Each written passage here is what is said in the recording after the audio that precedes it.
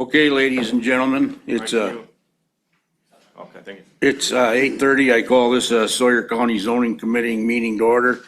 And I ask that all people mute their cell phones out of respect for the public and the committee. Please note that signs prohibiting members of the public approaching the committee table. If you have information you want to share with the committee, please fill it out as an appearance slip and put it in the tray, and it will be brought up to the chairman or Mr. Kozlowski. So I call this order. So can we have roll call, Kathy, please? Ron Buckholz. Here. Kay Wilson. Here. Steve Carriennen, absent. Jim Evans. Here. John Minto, absent. Steve Longtime. Here. Thank you. Okay, let's do Pledge of Allegiance. Yeah, we'll do that. I pledge allegiance to the flag of the United States of America and to the republic for which it stands, one nation, under God, indivisible, with liberty and justice for all. All right, the statement of committee and hearing procedure statements and hearing notice. The full statement of committee and hearing procedure documents, including directions for individuals wishing to speak that a public hearing to be conducted at this zoning committee meeting, are available on the information table in the back of the room next to the agenda for today's meeting. The statement of committee hearing procedure documents is hereby incorporated into the record for committee meetings. Any public hearing conducted at today's committee meeting has been published as a Class 2 notice in accordance with Chapter 985 of the Wisconsin statutes in the Sawyer County Record and the Sawyer County Gazette, published on June 3rd and June 10th of 2026. Okay, so the next one, need a motion to approve the minutes of the May 15th zoning committee meeting. I'll make a motion to approve those minutes. Second. Oh, go ahead. Okay, we have a motion by Mr. Evans and a second by Mr. Longtime to approve the May 15th minutes. Any more discussion? If not, all in favor say aye. Aye. All opposed, motion carries to approve.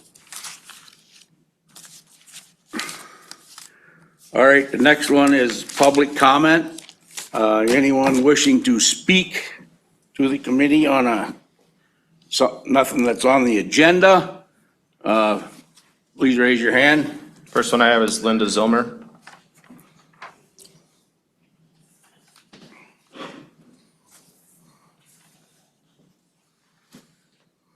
Good morning, Linda Zilmer, Edgewater property owner. I have two questions. One, under the new business items, will you be allowing the public to speak at that time, or is public comment on those required now? I will allow 3 minutes. At the end, when we At get the to end. those, when we get to those items? When we get to those Thank you items. very much. My public comments this morning have to do with some themes of discussion over county committee and county board meetings about data-driven decision-making, about making decisions on fact and not emotion. And I think we probably see some of that here in this committee more often even than other committees. So another thing that had come up at the county officials workshop training is being prepared for meetings. And what I feel is important for this committee and for the public, and I know you can't answer me, is on the preparedness side, have committee members received a copy of the Sawyer County Comprehensive Plan? Do you have copies of both Appendix D, the general zoning ordinance, and Appendix B, the shoreland wetland protection ordinance? And are they available for you to refer to when you're going to make a fact-based decision in applying the ordinances and the plan? I'm concerned that I know some members have had training. I'm not sure others have been introduced to the concepts of zoning yet, which also makes that a challenging position in order to make a decision. And with regard to looking at the staff reports that are, just in general, they provide some guidance on interpretation or the applicability of Appendix D, but Appendix B shoreland also generally applies to anything within 1,000 feet of a lake, and you have some of those. And there are additional criteria in your ordinance that I will reference when it comes to specific agenda items. So thank you very much. Thank you. Anyone else? Go ahead, sir. State your name, address for the record, please. Daryl Mast, 16069 State Highway 2770. I've been notified unofficially, supposedly there's an official notice coming that I violated a CUP on a gravel pit on 77. We changed a driveway. I'm still not convinced I did, but that's what I'm being told. So I just wanted to state to the board, I had no idea that there was a violation of a CUP with what I did there. We moved the driveway because we're mining up against the line. There's legal issues with MSHA for having a driveway on top of a bank. So we put in a temporary road to alleviate those problems. So, but I'll work with Jay to get it corrected. The old road's still there. I could put it back. It's not an issue, but I just wanted to apologize to the board. You guys got plenty of other problems without me causing any. And like I said, I had no idea that it was a violation of my CUP. So I'll work with Jay to get it corrected. Thank you. Next I have is Cindy Bajode.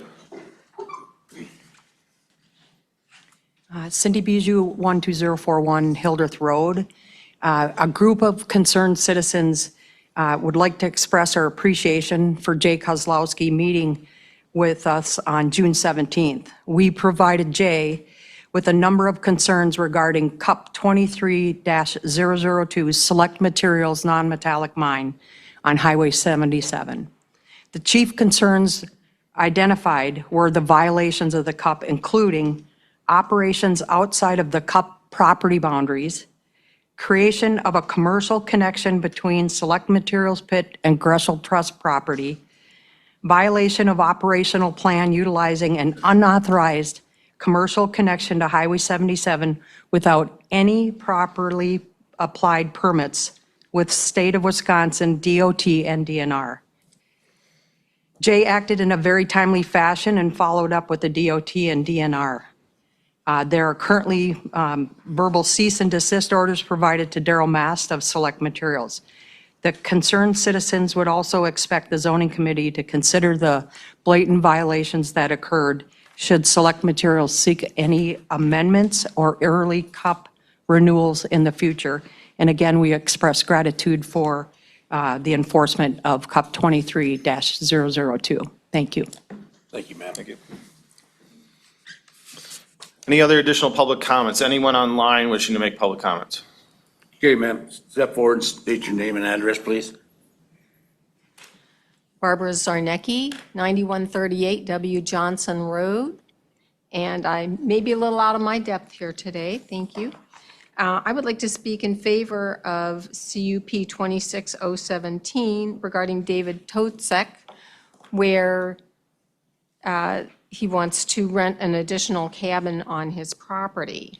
And I just want to state that around 1988, the DNR bought Excel or Northern States Power property around the Chippewa flowage in order to make a public access, to make it a public lake, public grounds.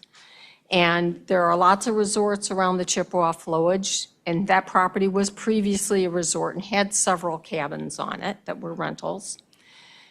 And I feel like access is very important and that there's different kinds of access because different things are what different people want. You know, some people want just something small, some people want treelands, some people want Cisco's. It's all different and we need to provide different access for people. Chippewa flowage is only 10% developed. I think adding one more cabin is not going to overdevelop the shoreline. And I think that it's an untenable situation where you allow one cabin or 3, but not 2. So I hope you're able to fix this problem, and in favor of this, Mr. Tosek being able to rent both of his cabins. Thank you for your time. Thank you, ma'am. Anyone else out there want to speak for public comment? Who's online, Mike? Again, these would be public comments not related to a specific agenda item. This is general public comment time. The person online, are you wishing to make general public comment? You'll have to unmute yourself. Okay. I'm assuming then it is for a specific agenda item. Hearing and seeing no other public comments, we will move on. Rezone applications. This is a public hearing in the town of Hayward, rezone 26008, owner Emerson and Evelyn Martin. Legal description is included as part of the description. This is tax ID 11167. It is 6.378 total acres zoned agricultural 1. Purpose of the request is to rezone from agricultural 1 to residential recreational 1 to further subdivide and have an existing dwelling on its own separate parcel. As part of my staff report, additional maps are in the packet, which I will get to here after reading this stuff into record. In conversations with the applicant, they're wanting to build another house on this property. Since the property is currently zoned agricultural 1, there would be no additional subdivision of land less than 5 acres, and you would only be allowed 1 dwelling per lot. Thus, the rezone application is being requested. The applicant is proposing to rezone the entire 6.37 acres to residential recreational 1. There is existing RR1 zone property to the southeast of this property. It was discussed with the applicant if they were to keep a 5-acre portion of Ag 1 around the existing house and just rezone the 1.37 acres to RR1. But in conversations with the applicant, they were more inclined to rezone the entire parcel. It should also be noted that the town of Hayward has a standalone subdivision ordinance, which would generally require a 2-acre minimum for residential lots. So even with that process of keeping 5 acres and only rezoning 1.37 acres, the town's overlay may not even still allow that. So the current use of the property is an existing residence and a hayfield. The field area would still be hayed, less a new house and a small yard area. The existing hayfield is not part of the primary agricultural use in the area, which is the predominant land use with mixed residential. The future land use maps of the town of Hayward comprehensive plan show this area as rural preservation. The primary intent is to protect existing farm operations, but also to allow for non-farm development under standards which are included within the comprehensive plan. Rezoning should be consistent with long-range planning and based upon considerations which affect the whole community.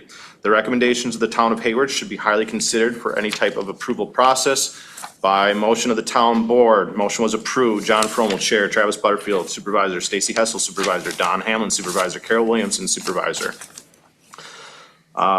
Will add lawn area to create 2-acre min to meet town requirements. And this is approved as per the findings of facts that it would promote public health, safety, and convenience and general welfare, encourage planned and orderly land use development, protects property values and property tax base, encourages the use of land and other natural resources which are in accordance with their character and adaptability, signed Bryn Hand, Town Clerk. There was 4 additional notification letters sent out to adjacent property owners. 0 additional comments were received. That is all. Okay, thank you, Jay. All right, I need a motion to go into public hearing on rezone number 26-008, please. I'll make a motion to go into public hearing. A second. We have a motion by Mr. Evans and a second by Mr. Longtime to go into public hearing on rezone number 26-008. All in favor, say aye. Aye. All opposed, motion carries. We are now in public hearing. Is the applicant here? You want to step up to the mic and talk to the committee, tell us what you want us to know? My name is Emerson Martin, and we are exploring the possibility of building a second home, a second house on the existing property, and we wish to rezone it so that we can do this on a 2-acre parcel instead of being required to have a 5-acre parcel. Okay? Anyone have any questions for him? All right, thank you, sir. Or does anyone out there want to speak in favor of this CUP or rezone? Anyone out there want to speak in opposition of this rezone? If none, I need a motion to come out of public hearing on rezone number 26-008, please. So moved. Second. We have a motion by Ms. Wilson and a second by Mr. Evans to come out of public hearing on rezone number 26-008. All in favor, say aye. Aye. All opposed, motion carries. We are now out of public hearing. Discussion action, rezone 26-008, Town of Hayward, owner Emerson and Evelyn Martin. Legal description is previously read into record. Request is to rezone 6.378 acres from agricultural 1 to residential recreational 1. Okay, committee, turn it over to you. Jay, are there other RR1 in the area? I didn't see that on our map. Yeah, so I do have the map up on the screen. So the southeast of the subject parcel, kind of right where my cursor is, ironically, is where the other existing nearest RR1 zone property is. So there is some existing RR1, and I don't know if you've been down this road. There are other mixed residential in this. It's not just all farmlands. There are some other houses on the east side of Round Lake School Road, kind of right in that block. Okay. Committee, what's your pleasure here? I move we approve. Okay, we have a motion by Mr. Longtime to approve. You'll have to put your finding of facts in there, Steve, too, so, for approval. He complied with the town of Hayward's, will promote the public health, safety, and convenience of general welfare, encourage planned and orderly use of land use development, protect property values and the property tax base, permit the careful planning and efficient land maintenance of, what's that? Okay, Goes for. yep. Do we have a second? Second. And a second by Mr. Evans to approve the rezone number 26008. Any more discussion? Not, Kathy, can we have a roll call, please? Ron Buckholz. Yes. Jim Evans. Yes. Kay Wilson. Steve Longtime. Yes. All in favor. Thank you. Moving on, this is a public hearing in the Town of Hayward rezone 26-010, owner Rosalie Sheptick. This is all in the northeast one quarter of the northwest one quarter. It is lots 1, 2, 3, and 4 of CSM number 8030. This is as tax IDs 42009, 42010, 42011, and 42012. Each lot, and again, there are 4 separate lots, each lot is 1.53 acres for a total accumulation of 6.12 acres, which is currently zoned residential recreational 1. Purpose of the rezone request is to rezone all 4 lots from RR1 to commercial 1 for permitted commercial uses. There is a prospective buyer for 2 of the lots, and that would be for American Marina. And in conversations with American Marina, they're wanting to build additional boat storage buildings on those 2 lots. They're running out of space for their other buildings they have here in the city of Hayward. As part of my staff report,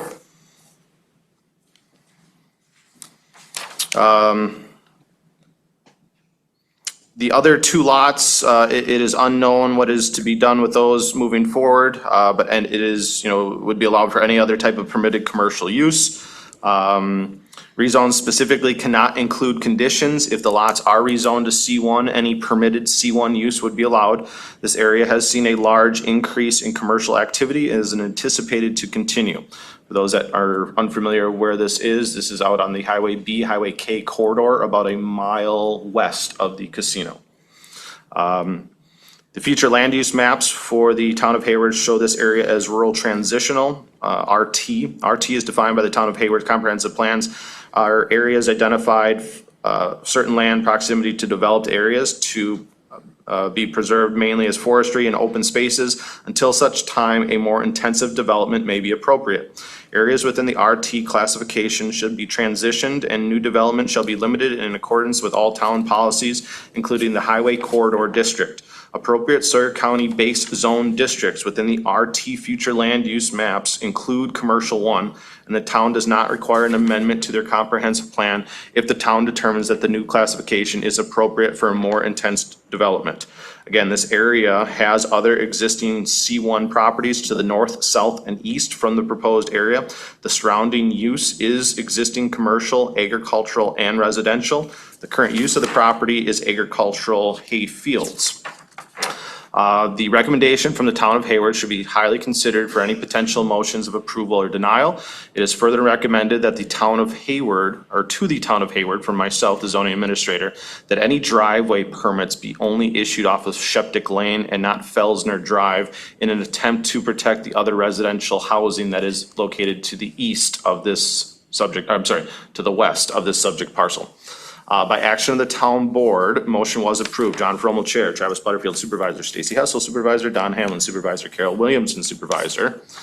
Conditions, and again, though, you cannot place conditions on a rezone, but the town does have the ability to issue driveway permits. And again, one of the things that I reciprocated to the town was don't allow driveway permits off of Sheptick Lane, because now you're starting to have this really tight-knit mixing of commercial and residential. But if they come off of Sheptick Lane, there's a buffering of trees that would still be between their new commercial lots, if approved, and the residential lots that are to the west. The town put a condition on here, which again, you could not enforce conditions on a rezone, but they would want a vegetated buffer zone for the houses on Felsner Road, and driveways must come off of Sheptick Lane.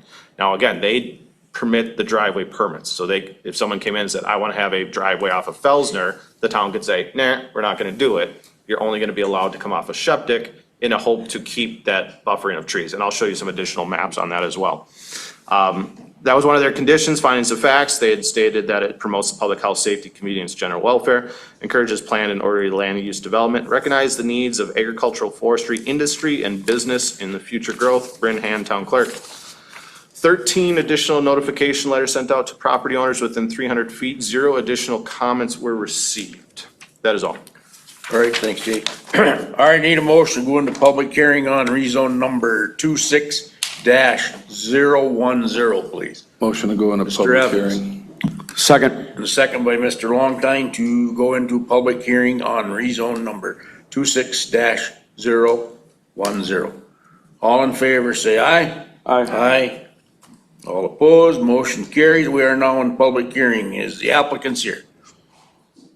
Step forward, sir. Morning, Justin Pretaski with America Marine. Rosalie is here. I'm the one who's looking at purchasing her 2 of the 4 acres. The use is going to be for a boat storage building, as mentioned. And I know the conditions that, may or not be legal or whatever, but I definitely approved and have no problem with the driveway coming off of Sheptick, and also having there is some quite a few trees and vegetation that is between those, and those will be left in place as well. All right. Any questions? Steve, you got a question you want to ask him? Your light's on? Oh, I'm sorry. Okay. Any questions? You got a question? All right.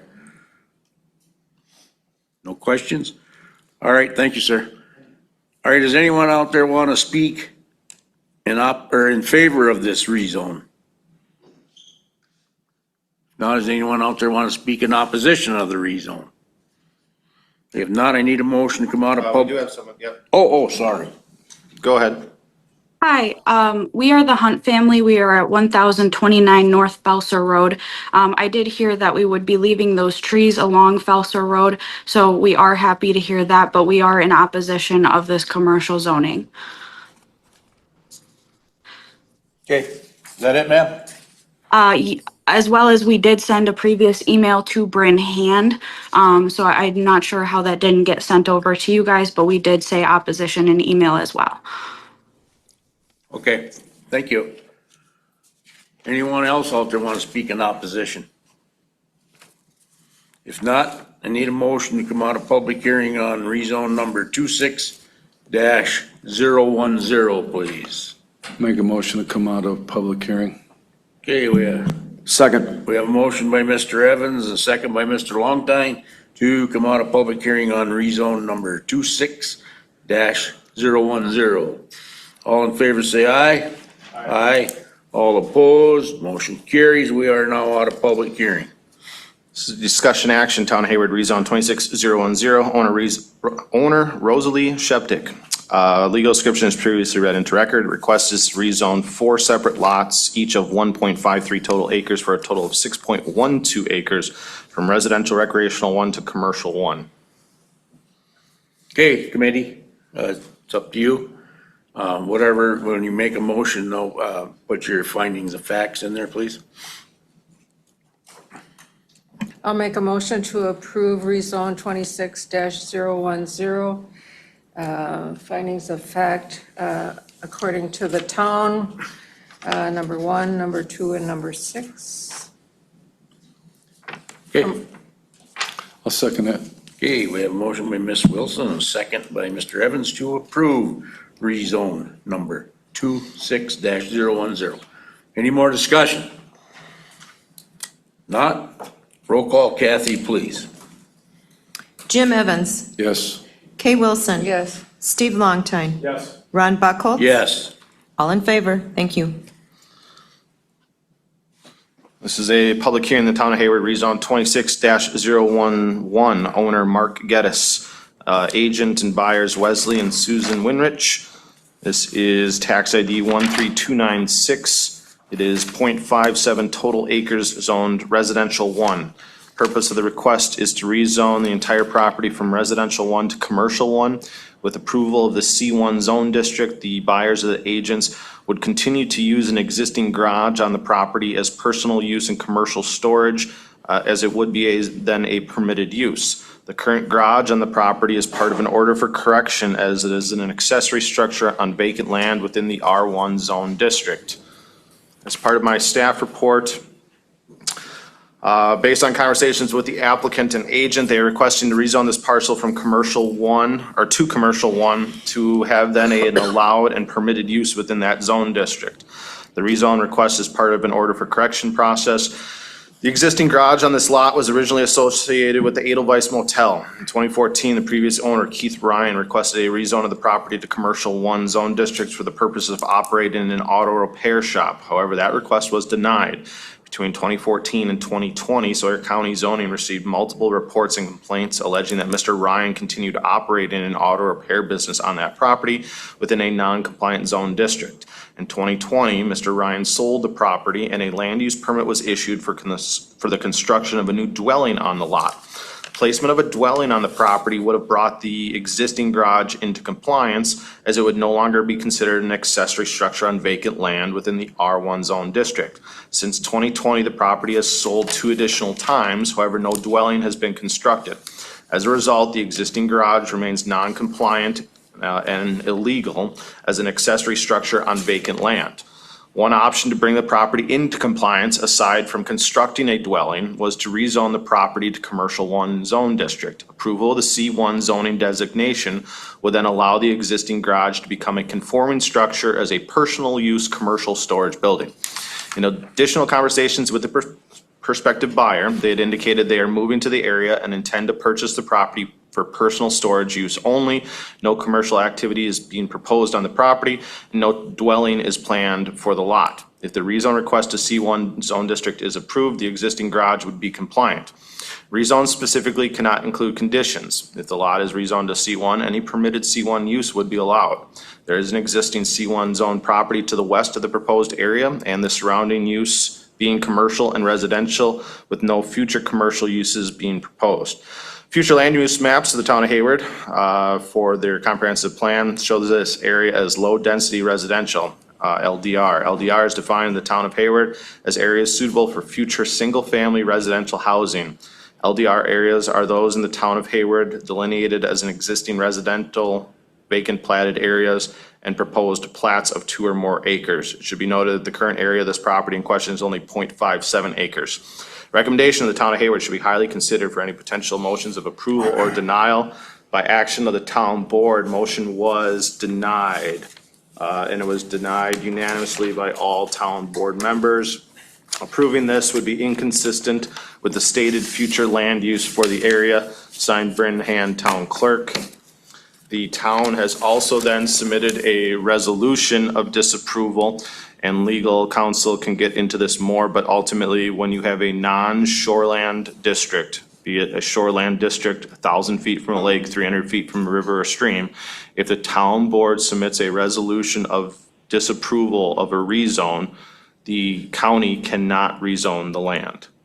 So even if your recommendation was approval to go to the County Board of Supervisors, I would then further recommend to the County Board of Supervisors, you cannot proceed with approval of this because the town has submitted a resolution of disapproval of the rezone.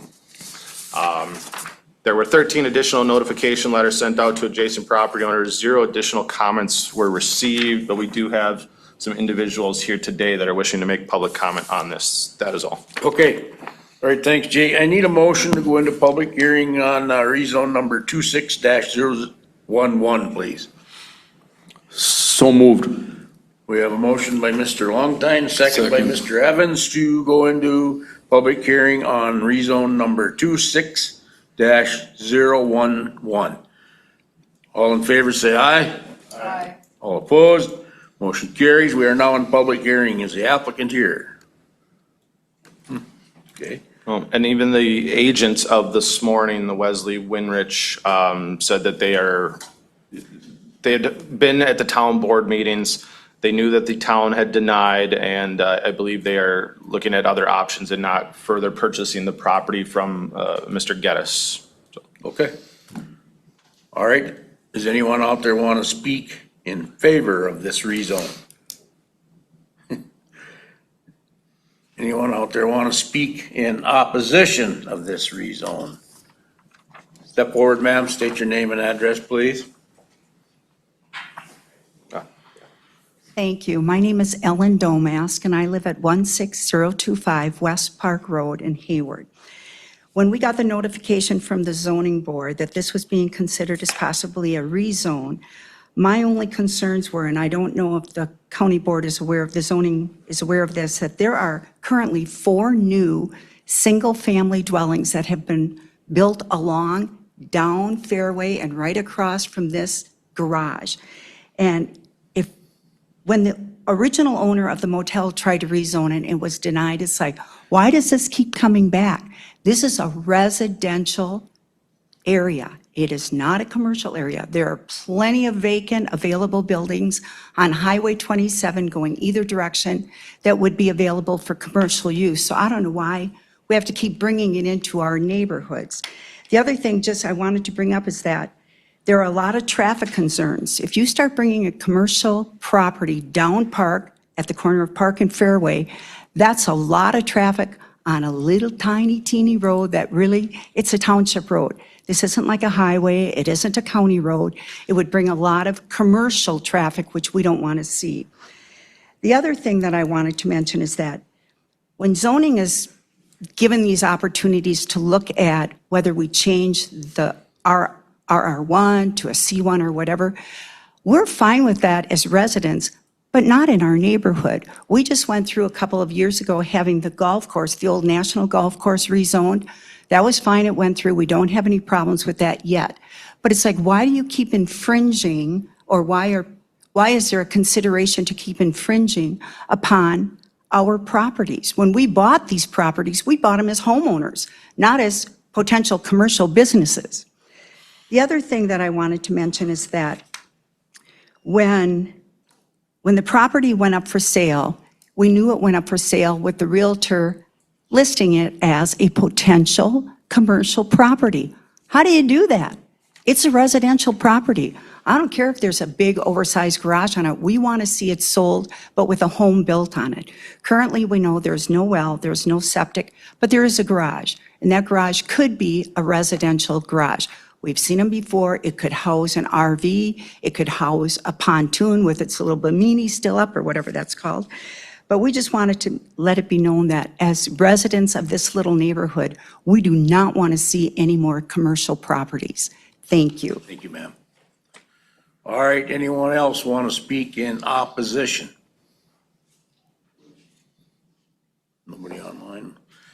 Okay, need a motion to come out of public hearing on rezone number 26-011, please. Motion to come out of public hearing. We have a motion by Mr. Evans. Second. Second by Mr. Longtime to come out of public hearing on rezone number 26-011. All in favor, say aye. Aye. All opposed, motion carries. We are now out of public hearing. This is the discussion action, the Town of Hayward rezone 26011. Owner Mark Geddes. Legal description is previously read into record. Request is to rezone .57 total acres from residential 1 to commercial 1. Okay, committee, now Jay read you the resolution. The town denied it, so what do you want to do? Based on the town's denial, I'll make a motion to deny the rezone 26-011. Okay, right? I would second. Okay, we have a motion by Mr. Evans and a second by Mr. Longtime to deny the rezone of 26 number 011. You need a finding of facts though, Mr. Evans. Discussion. That I'm a little short on.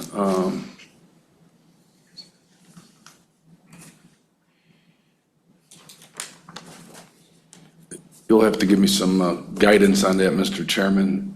Being So the town new to the board. denial process anyway. Town board denied with the findings of facts that it's inconsistent with the land use of the area. That's the one I'll use. Good enough, Mr. Evans. Thank you. All right, we have a motion and a second on the floor to deny. Any more discussion? Ms. Wilson? Mr. Chairman, I had a concern that this garage has continued for years with,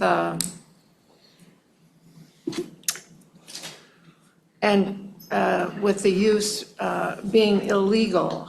If we deny this, the garage sits there again illegally, and what can we do about that? Yeah, so there's been a series of land use permits taken out and previous owners that have stated that they're going to build a house, they're gonna build a house, they're gonna build a house.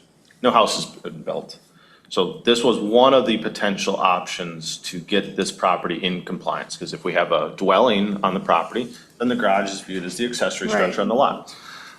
With the denial of the rezone, we're back to one of two options: build a house or remove the garage. Right. Where are they in their 3-year plan? Right, well, they don't even have a conditional use permit for an accessory structure on vacant land. This has just been an ongoing issue to try to get this in compliance. Again, this is one of the identified routes for compliance, but now we're back to the drawing board and back to order for corrections that you, again, are gonna have to build a house within probably 12 months, or you're gonna have to remove the garage within 12 months, and then we'll start citation processes if those aren't finalized. Okay, so there is a path for having the garage removed if the conditions aren't met. Right, so I've issued non-compliance citations before. I've never gone to a route as to get in court order for demolition of a garage, so that'll be an interesting one. We've had ones that, people had built too close to the line and either had been granted after the fact variances or had to cut off an eave, or there was one that just got built where the builder had put it too close to the road, but was able to actually physically still move the building away from the road. This one's a little bit different, and even through the court process, I'd have to talk with our corporation counsel as to how do we put meat behind demolition of the garage if they are not to build a house. Well, It would probably be something with daily forfeitures. Those daily forfeitures would get added to the tax roll. If they can't pay the taxes, it would go back to the county on back taxes. So there's a lot of things to still take at play here for how we get this to completion, so. Well, I'd hate for the garage to continue illegally, I agree. I mean, it's been going on for over 10 years that it's been in operation. The garage was connected with the motel. And they did have a restrictive covenants as basically that this was a storage building for the motel when Keith Ryan owned the motel. Keith Ryan sold the motel separately than this garage lot. And that's what's kind of creating these issues now. But again, we are still working through compliance. This was one of the identified routes for potential compliance, which now we'll again go back to the drawing board on. So. Okay. All right. I have one question, is when it's gonna be sold, was this all disclosed to does the realtor disclose all this to the new potential buyer? Yeah, I believe they did to the Winriches. It was part of their contingency for the offer to purchase that the property was to be granted a rezone to commercial. So I believe the Winriches now are able to get out of that, that purchase because of that contingency. So now we're back to Mr. Geddes and what Mr. Geddes is going to do here, so. Okay, we have a motion and a second on the floor. Any more discussion? If not, Kathy, can we have a roll call, please? And this is to deny. Correct. Kay Wilson. Steve Longtine. Yes. Jim Evans. Yes. Ron Buckholz. Yes. All in favor. Thank you. All right, moving on, we're in conditional use permit applications. This is a public hearing, the Town of Hayward, conditional use permit number 26-015, Friendshoe Properties, Inc. The agent buyer is Kathleen Daly. This is part of the Greenwood Hills, Lot 9, tax ID 9732. It is 5.041 total acres, zoned residential 1. Permit is desired for a home occupation for a health and wellness studio. This is per the Sawyer County Code of Ordinances, Appendix D, Section 17.1, Parent B, Parent 6, as a professional office provided no such use occupies more than 25% of the total floor area. As part of my staff report, the applicant or agent is requesting to operate a small appointment-based wellness spa. The space will occupy less than 25% of the existing floor area. This existing dwelling is a 2-unit duplex, and the agent resides in the other duplex unit. The space used for the spa will be approximately 436 square feet with a total dwelling area of 1,782 square feet. Parking will be available within the existing driveway and no street parking will be necessary per the applicant's statement. There's parking currently available for up to 6 vehicles with only anticipating up to 2 clients at one time. Hours of operation are to be from 9 a.m. to 6 p.m. Monday through Saturday and Sunday by appointment only during that time frame. It is currently anticipated that the spa will only be available Friday through Sunday. The business will be owner operated and no additional employees will and there'll be no additional employees and will not generate noise, odor, or disruptions to the surrounding neighborhood as per the applicant's statement. The agent has provided additional information to the Sawyer County Zoning and Conservation Department for the Department of Revenue, as well as an employer identification number. The agent has also provided additional correspondence from the Department of Safety and Professional Services stating that red light therapy does not require additional DSPS certification.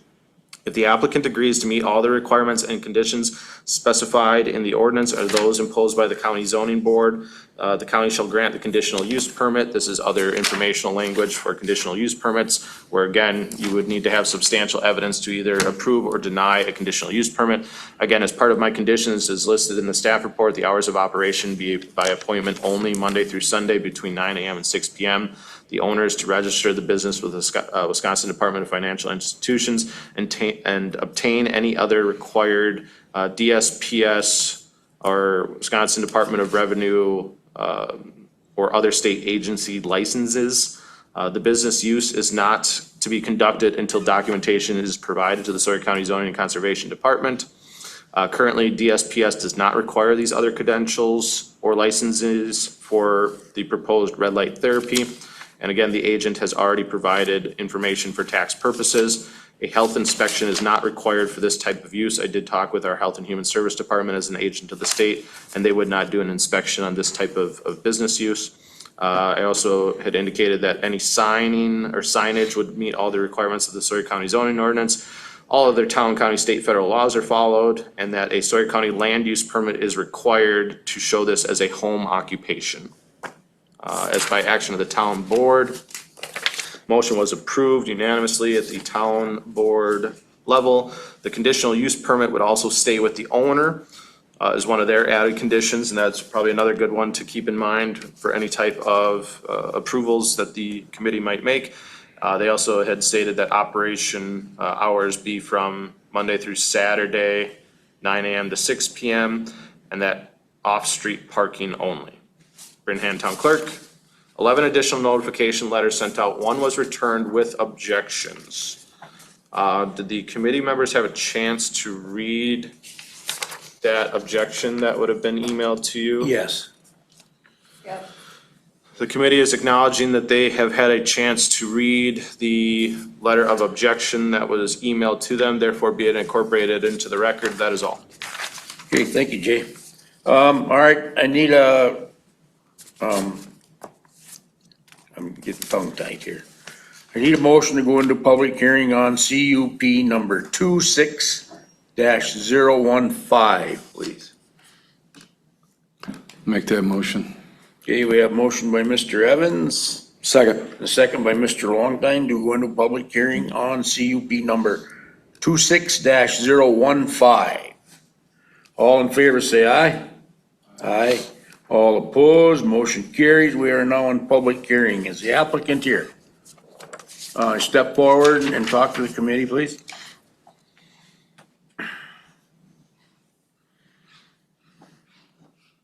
Good morning. Good morning. I'm Kathleen Daly, 16256W Boulder Court, Hayward. And I just have a small I have 2 pieces of equipment that for my spa that I'd like to start.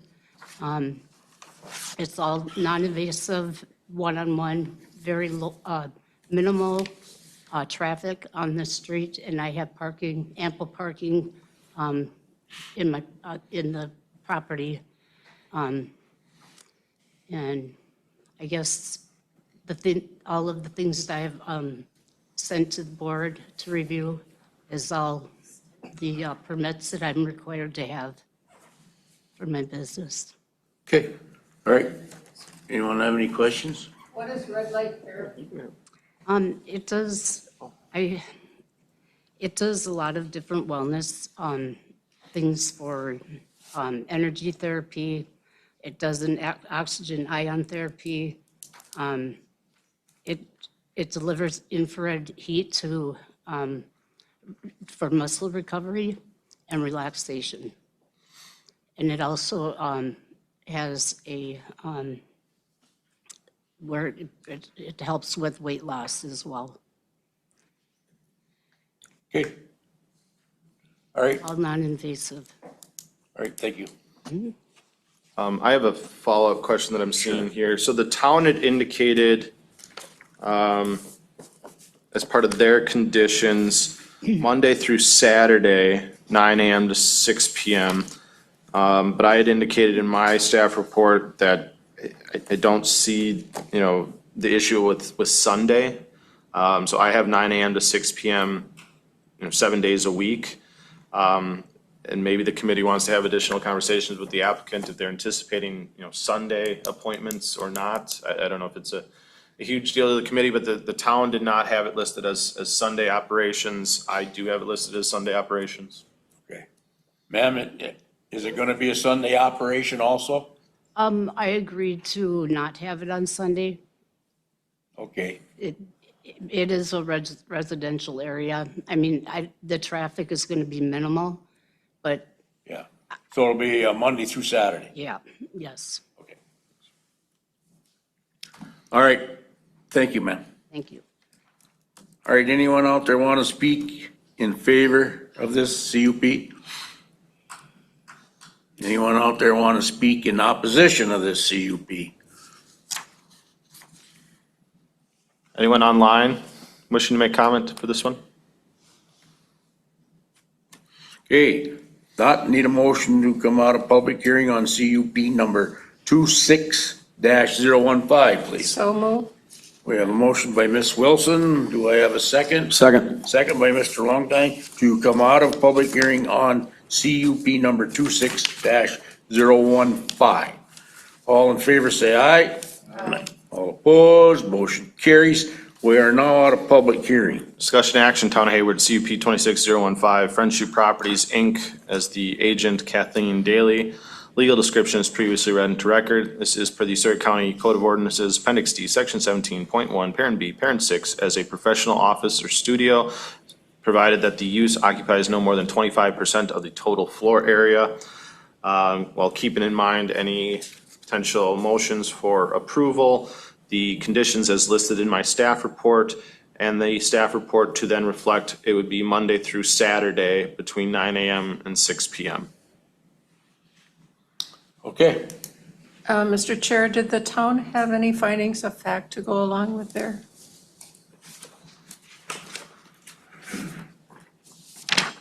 No. Done. Okay. Okay. They did not. Okay, so what's your desire, committee?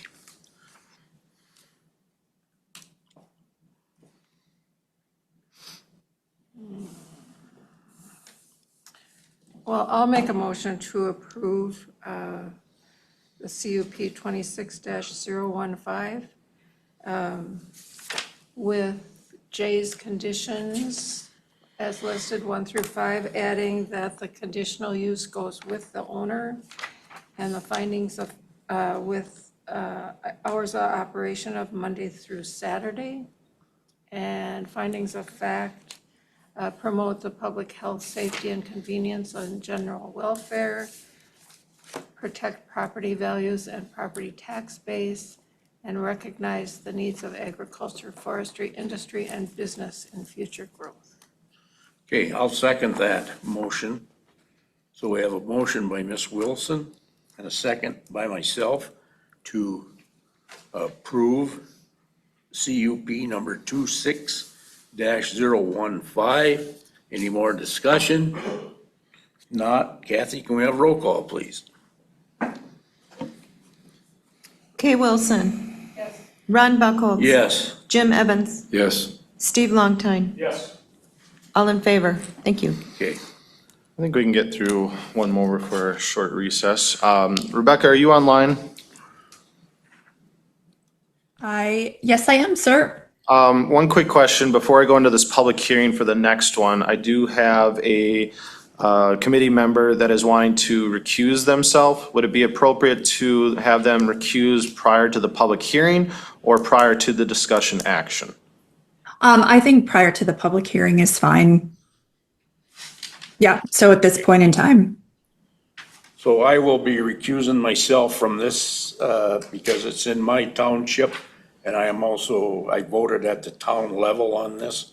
So I will just turn this public hearing over to Ms. Wilson. This is the public hearing in the town of Meadowbrook, CUP 26-016.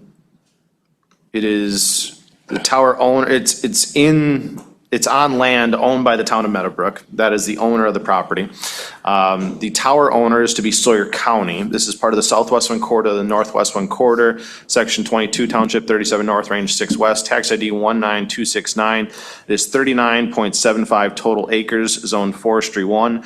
Permit is desired for a proposed 250-foot self-supported tower and compound with access drive connected to Dump Road. The site will host the simulcast radio system and emergency public response. This is per the Sawyer County Code of Ordinances, Appendix D, Section 17.8, Parent 10, and the Sawyer County Telecommunication Ordinance. As part of my staff report, again, this is for a 250-foot telecommunication tower.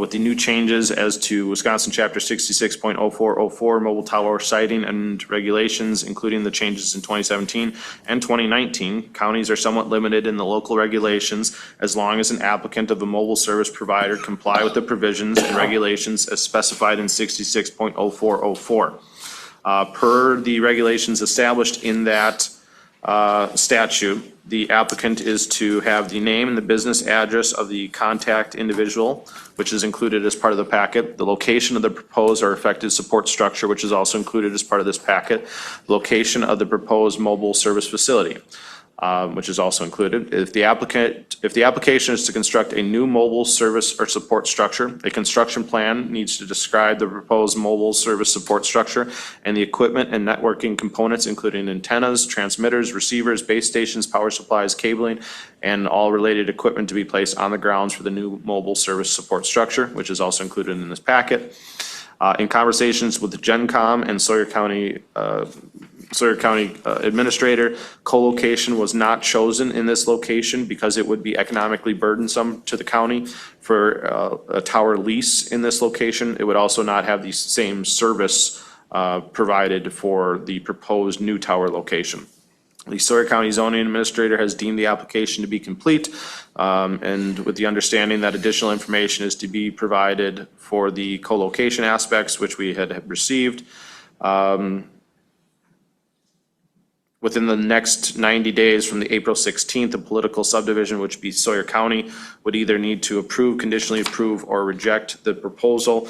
All determinations have been tentatively approved by the Zoning and Conservation Department, including setbacks, floodplains, and other Sawyer County ordinances. Again, the proposed tower height is 250 feet with an additional antenna and lightning rod to extend up to 270.5 feet. Within the 250-foot fall zone radius, no additional setback issues would require a lesser setback from that fall zone. As per the conditions as listed in my staff report, that a land use permit would still be required for the telecommunication facilities. A permit bond amount would be required unless the county is to remain owner of the tower and then therefore would be exempt from financial assurance. Must follow all other town, county, state, federal laws, and that a fire number be applied for the tower site location. By action of the town board, motion was approved. Ronald Buckholz, chairman, Dave Fowley, supervisor, Ted Matazinski, supervisor. No additional comments, signed Ginny Pasden, town clerk. There were 6 additional notification letters sent out to adjacent property owners. 0 additional comments were received. That is all. Can I have a motion to go into public hearing for CUP 26-016? So move. Do I have a second? A motion's been made by Mr. Longteen and seconded by Mr. Evans to go into public hearing. All in favor? Aye. Opposed? So moved. We are now in public hearing. Is there anyone that would like to speak in favor of this public, or this CUP? Please state your name and address. My name is Gary Pelletier. I'm with GenCom. I'm the contractor for the county to install this tower. I just wanted to make a comment a little bit about the tower. Their plans for this communication system have been going on for several years now. We were going to co-locate on a tower that was being built by Buck Tussle just north of that site, but Buck Tussle looks like they are no longer planning on building a tower there. So that kind of leaves a void in the south central region of the county, especially right along Highway 27. In fact, there's barely any cellular coverage in that area. So there's really no towers within a 6-mile radius of that site. So having a site there is critical to the communications for public safety, fire, EMS paging. In fact, if an officer is outside of his car, sometimes he can't even talk in that area. So this would be a lifeline for them as well. So building this tower is very critical to the radio communications and public safety radios for this county. Thank you. Anyone else would like to speak in favor? Mr. Morotek?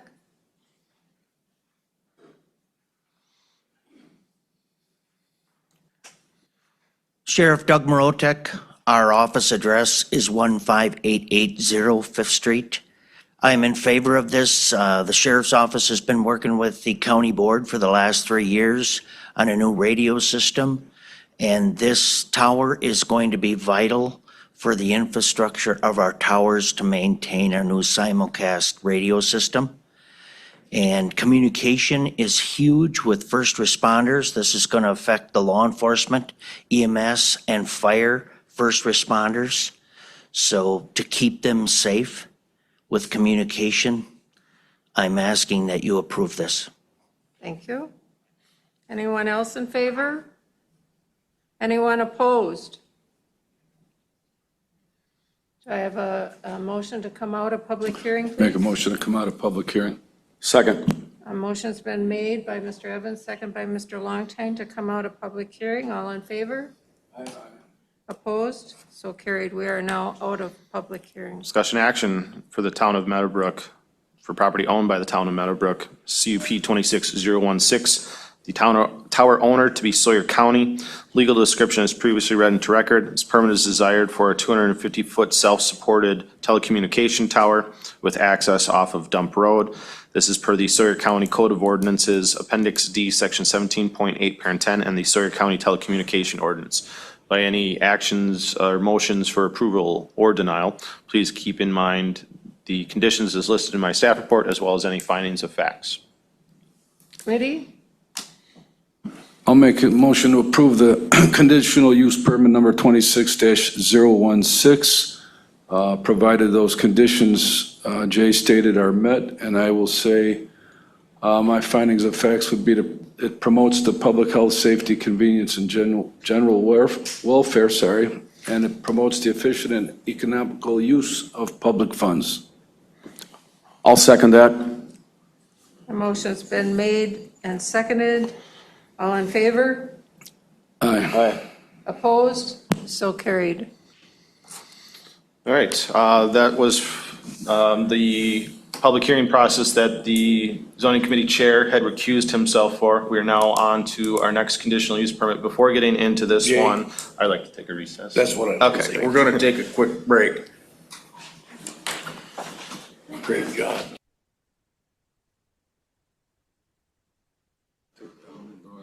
Okay, all right, I call this zoning committee meeting back to order, please. All right, we are back in session, in order, whatever you want to call it. This is a public hearing in the town of Hunter, conditional use permit number 26-017. The owner is David Tozek. This is part of tax ID 15279. It is 1.0 total acres, zoned residential recreational 1.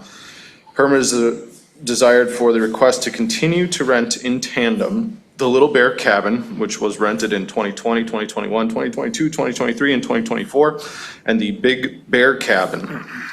This would require a conditional use permit to operate a 2-unit resort in the residential recreational 1 zone district as per the Sawyer County Code of Ordinances, Appendix D, Section 17.2, Parent B, Parent 15. As part of my staff report, the request is ultimately to allow for a 2-unit resort.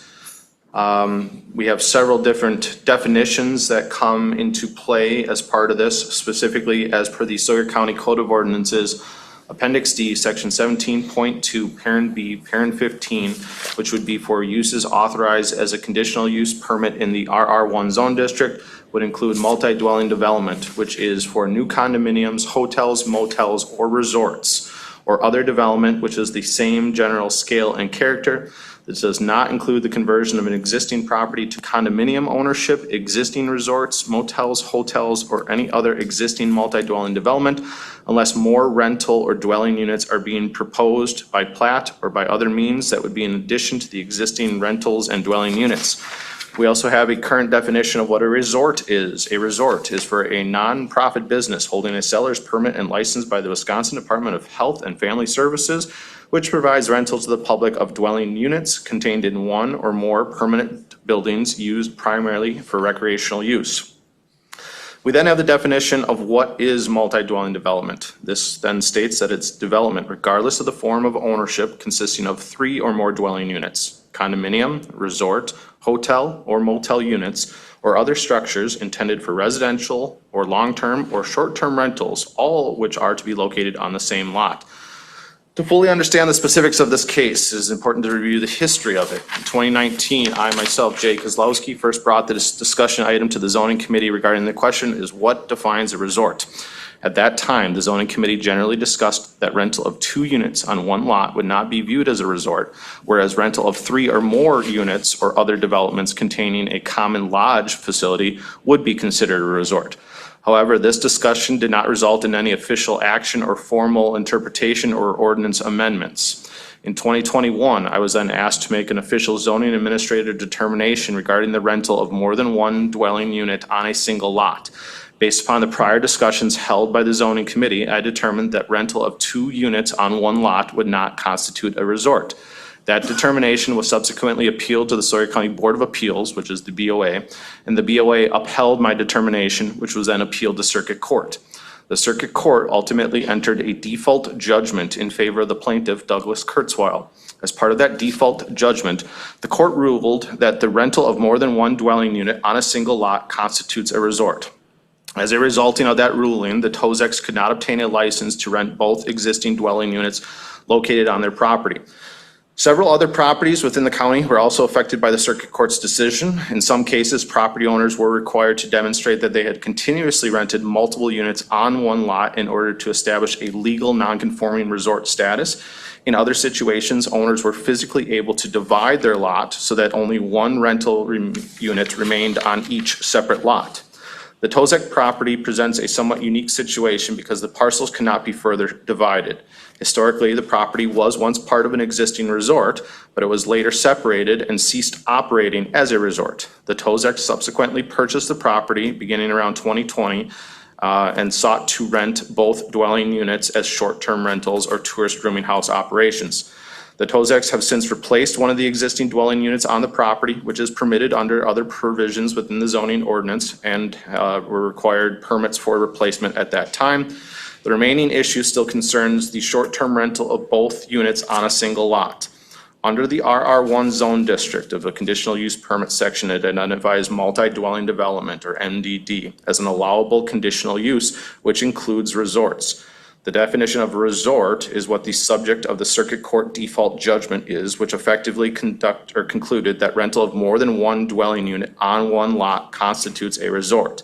Based upon that interpretation, it would appear that an applicant could seek a CUP for this type of use within an RR1 zone district. However, additional ambiguity arises when we review the definition of multi-dwelling development. The definition refers to 3 or more dwelling units. This raises the question on whether the ordinance provides any regulatory avenue for a 2-unit short-term rental or resort operation. Again, the definition of multi-dwelling development currently states development, regardless of the form of ownership, consisting of 3 or more dwelling units, condominium, resort, hotel, or motel, all to be used on the same lot. One interpretation of the phrase of 3 or more applies to all categories of listed units and structures. Another interpretation is that 3 or more only applies to dwelling units, with the remaining categories functioning independently. As written, the ordinance contains ambiguity regarding the definition of how it should be applied in situations involving rental of 2 units on one lot. Several ordinance amendments have previously been proposed in an attempt to address this issue, although none have ultimately been adopted. One proposal would have redefined a resort as the rental of more than 2 dwelling units. Another proposal would have amended the resort as the rental of more than 2 dwelling units. One of the proposals would have been 2 or more. Another proposal would have been to amend the definition of multi-dwelling development to apply for 2 or more dwelling units, while also defining resort as the rental of more than 1 dwelling unit on a single lot. Under the proposal of a CUP, it should still have been required for this type of, or would be still required for this type of resort use. Another proposed amendment recommended by an ad hoc committee was to remove resorts and multi-dwelling development entirely from the RR1 zone district. However, legal counsel identified concerns that removing resorts as permitted conditional uses within the RR1 zone district would render existing would render existing resorts within that district as legal non-conforming uses, since that use would no longer be permitted in that zone district. The ad hoc has not reconvened after legal counsel comments were distributed. The Circuit Court default judgment appears to have created unintended consequences. If the rental of 2 units on one lot is now considered a resort, but the definition of multi-dwelling development applies only to developments containing 3 or more units, then there is no clear defined regulatory path for an applicant seeking approval for 2-unit short-term rental or resort use. Because of this ambiguity, this issue should be discussed in detail at the zoning committee level. It should also be recognized that regardless if the Good.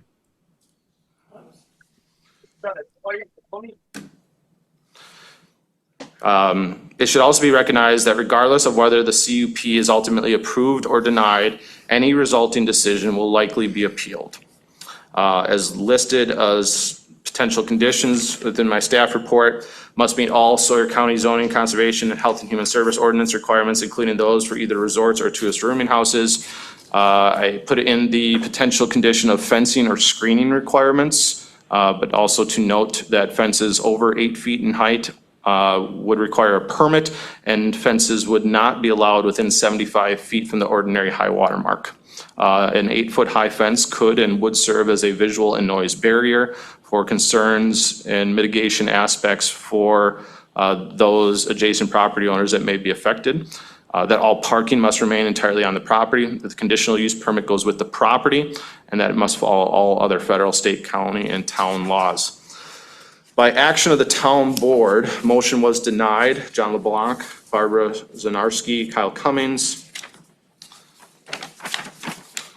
Zoning needs to fix the discrepancy of 2 dwelling units on a lot. Our plan commission felt this should not have been a CUP, but a variance application. Signed, Patty Swayfield, town clerk. There were 9 additional notification letters sent out to adjacent property owners. 5 additional comments were received, 4 in objection, 1 with no objection. Did the committee have a chance to read those comments that were submitted? Yes. Acknowledging that the committee has had a chance to read those additional comments, therefore they be incorporated into the record. That is all. Okay, thanks, Jay. So I need a motion to go into public hearing on CUP number 26-017, please. So moved. We have motion by Ms. Wilson. Second. Second by Mr. Evans to go into public hearing on CUP number 26-010. All in favor, say aye. Aye. All opposed, we are now in public hearing. Is the applicant here? Yes, I am. And good morning. Can you hear me okay? Yes, we got you. Okay, good. David Tochek and Rachel Tochek. So, yeah, I mean, I think Jay did a pretty good job of reading through his summary. One correction, this property has been in the family since 1979. Jay, you said 2020. I think that's when our endeavors to rent started. And the property was deeded to myself and Rachel in 2016, just to clarify that. Thank you. Yeah, look, we were allowed to successfully rent without any issues in the beginning. There seemed to be no problems because of ordinance amendments that changed.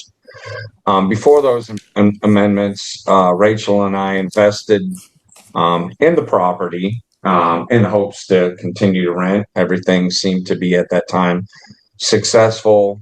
We were sharing the place. Things seemed to be working well. So we invested, and then it just seemed like overnight the ordinance was changed and we were cut in half. I'd like to also point out both of these cabins combined total of 768 square feet. That's less than an average home. I'd also like to point out that we prefer to rent week to week. Therefore, that kind of reduces volume of traffic. If it was an Airbnb, we believe it would actually be increased traffic. So we're doing everything inside the local community to be respectful and peaceful. At the end of the day, circumstantially, we are not residents of Wisconsin yet. We do intend to be someday. And until that day comes, hopefully in the near future, We just wish to share a place with other people and let them enjoy the beauty that we enjoy of Hayward, the surrounding area, and the Chippewa flowage. A lot of marketing. Right. And also, one other thing we would like to point out is that whether we share this with, the public or its family, we just can't seem to understand what the difference would be. We don't see an environmental impact. So it just kind of just really doesn't make sense to us. And I just hope ultimately that there can be some kind of revision to the ordinance amendment, or simply, hey, look, there's just a handful of these conditions inside the county.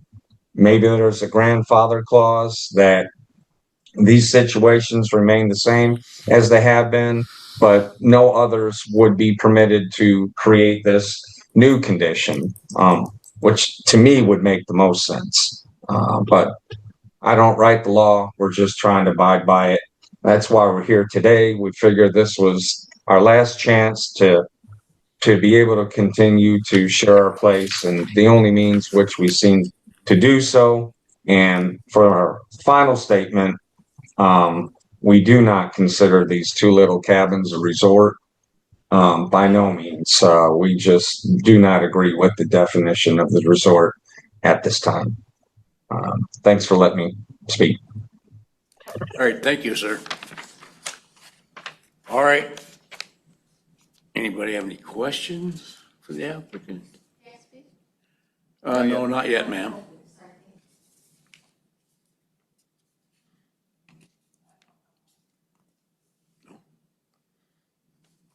All right, who wants to speak in favor of this CUP?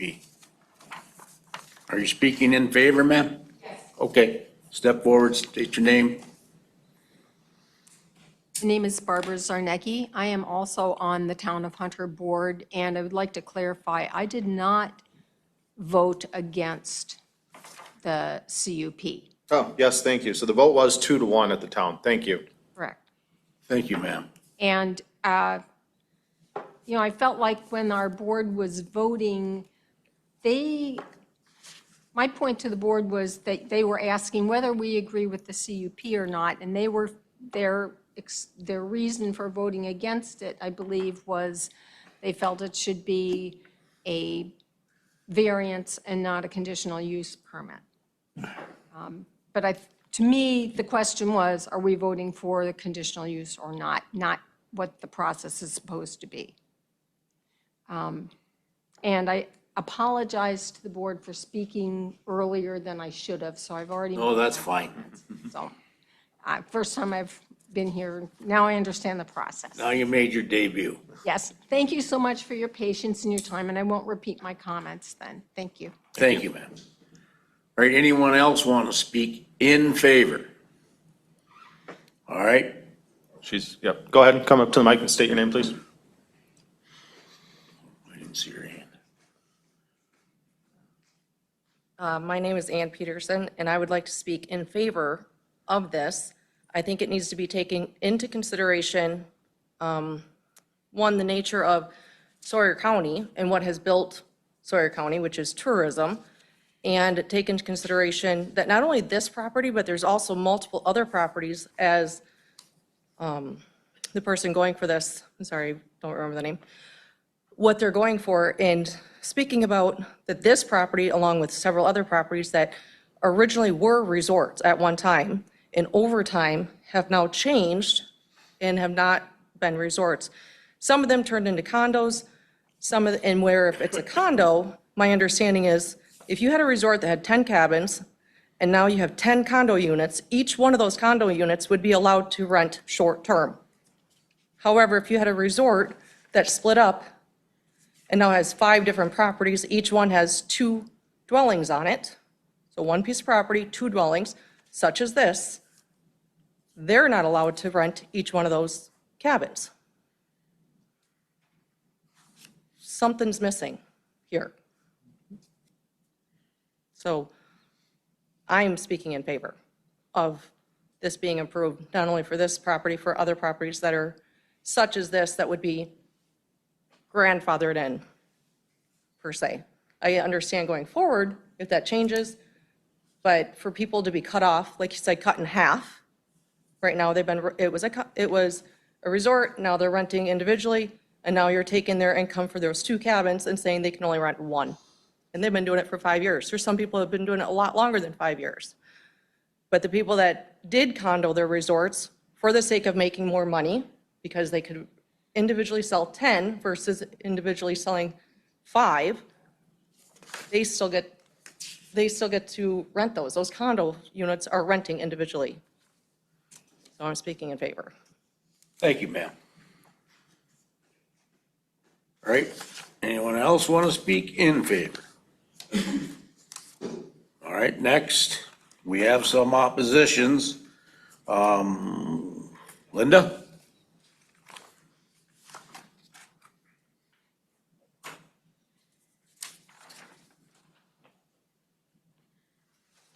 Linda Zilmer, Edgewater property owner. I want to also explain to especially the newer members of the zoning committee who aren't aware of the history of this, that I was present in 2019 where it was at the end of a long meeting and a general question was asked of the zoning committee, what do you think the definition of a resort should be? It was very informal and it wasn't binding. I was also present at the BOA hearing that is mentioned in the staff report. And what is missing from the staff report is that following zoning committee meeting, Al Gerber, who is the chair of the BOA, came to the zoning committee and said, in all the years that, and I think he just got reappointed at 25 years or something like that, in all the years that he has served as chair, he never felt that the committee, the board had made a bad decision, but he was unsure about this one. He really had second thoughts and he asked the zoning committee to please work on clarifying the inconsistencies and the conflicts in the zoning ordinance. There was a series of zoning ordinance amendments that went to towns that did not pass. They had problems. And so at the beginning of 2025, the Sawyer County Board created a MDD ad hoc committee that met for several months and put in a lot of time with recommendations. Now, at any point, the previous iteration of this zoning committee could have called a special meeting. There could have been a lot of work done on the recommendations, and yet that was not done. So this has dragged on for years. There could have been opportunities to correct the deficiencies, but at this point, what I wanted to bring up is that regardless of all the other stuff, you have ordinances in both your general ordinance and your shoreland ordinance are for public health, safety, and welfare. Appendix B, which is shoreland protection zoning, 13.32 has the standards that you are to apply, just not your findings of fact for something that's in shoreland zoning. Some of them are similar, but there are some that are not. So one of the concerns are with besides compatibility, it has to do with the sufficiency of the septic systems to maintain health and safety conditions. And if you look at the file for this, they have a sanitary permit from 1978.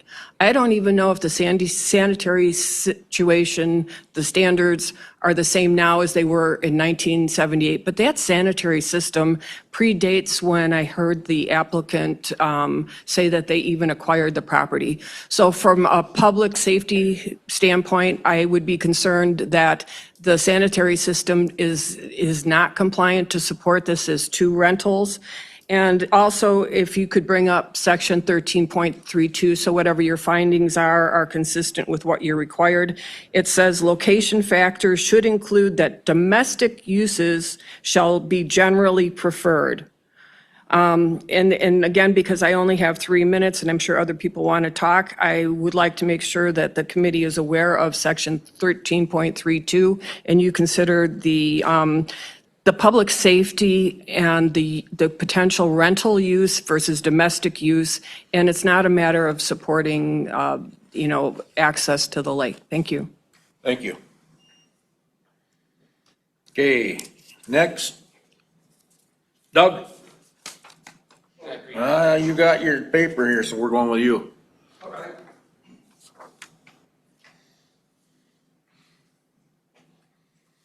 Douglas Kurzweil, 11055W Arrow Road, Hayward, Wisconsin. I'm not going to plow a bunch of old ground. This has been going on for 6 years. If you read my letter of opposition, it's been an awful lot of conflict. And if you approve this CUP, you're creating significant legal conflict and possible problems for yourselves. The ordinance is really quite clear when it comes to multi-dwelling developments. The 17.2, parent B, parent 15, is the section of the ordinance, the passage in the ordinance, upon which this CUP application is based.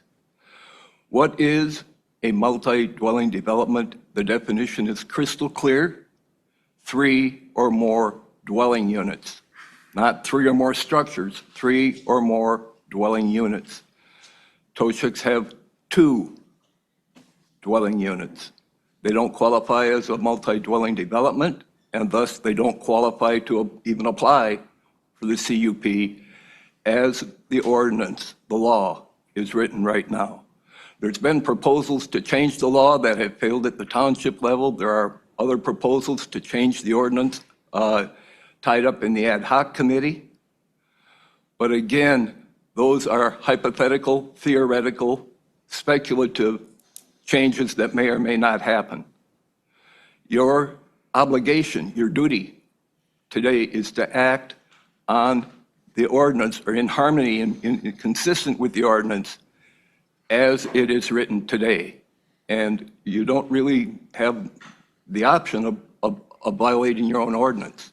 I think the suggestions that have been made that there is a body, it's not the zoning committee, but there is a legal body that can grant dispensations, absolutions, variances from enforcement and following the zoning ordinance, but that's the Board of Appeals, not the zoning committee. So I really think you don't have a whole lot of discretion in this. It doesn't match the language of the ordinance, and I think you got to vote to deny. Thank you, Doug. Thank you. Okay, Ben.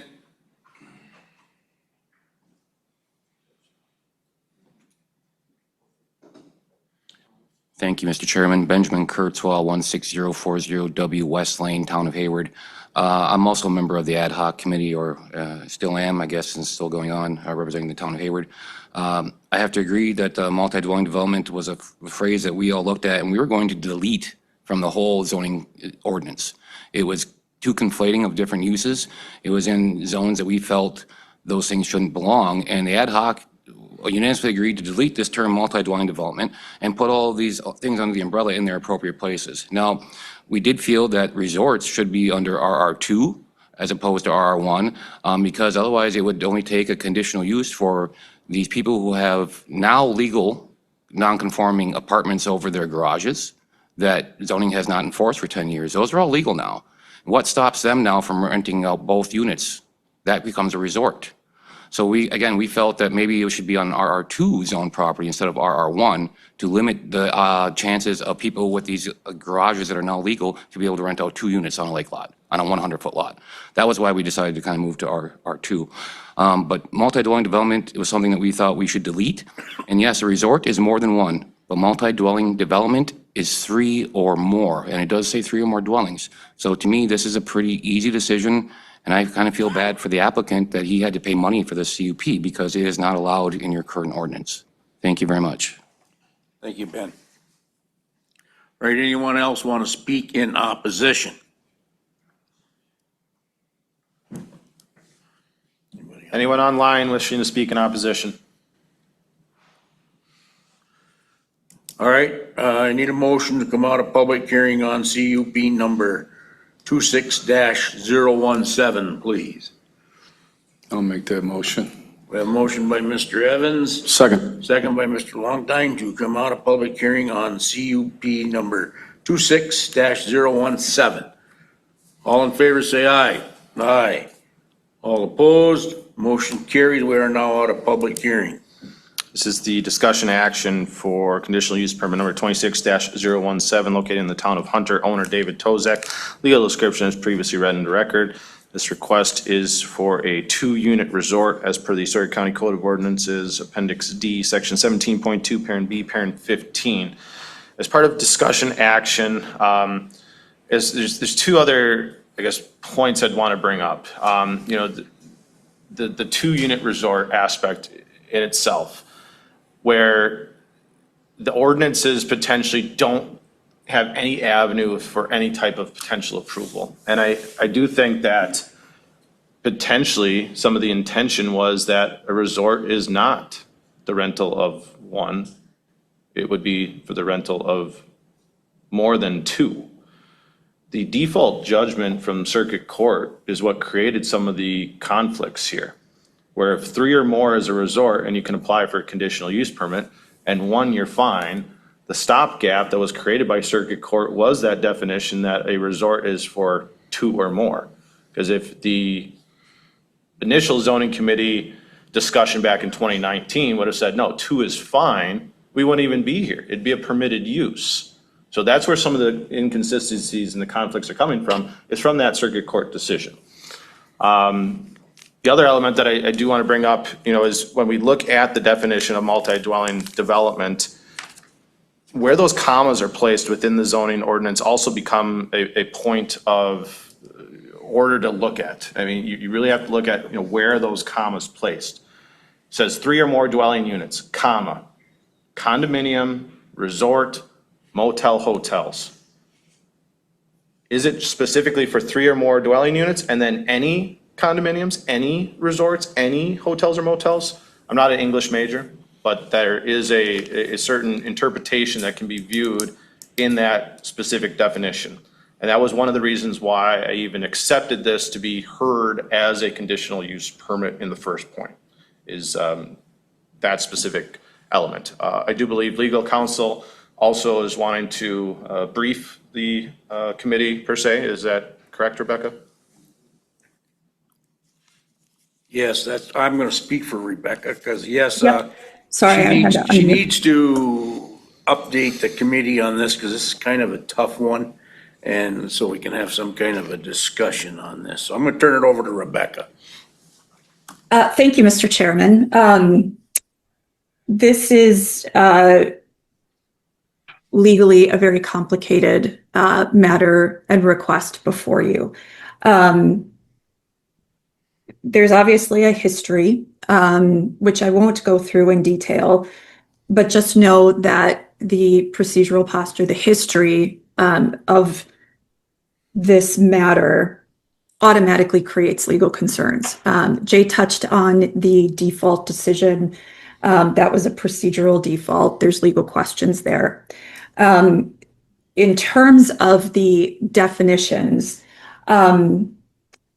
I have to respectfully disagree. These are not clear at all. In fact, in my 23 years of practice, these may be the most challenging definitions, and dare I say, poorly drafted definitions that I've had the pleasure of interpreting.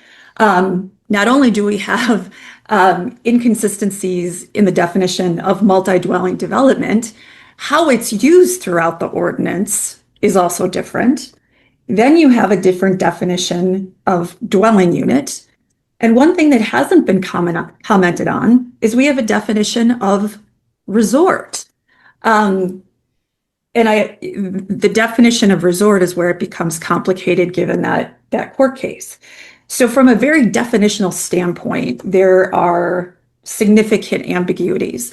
And under the rules of statutory procedure, statutory interpretation, when there is an ambiguity, one ambiguity, here we have multiple, you have to look at things in the context and try to determine the intent of the legislative body.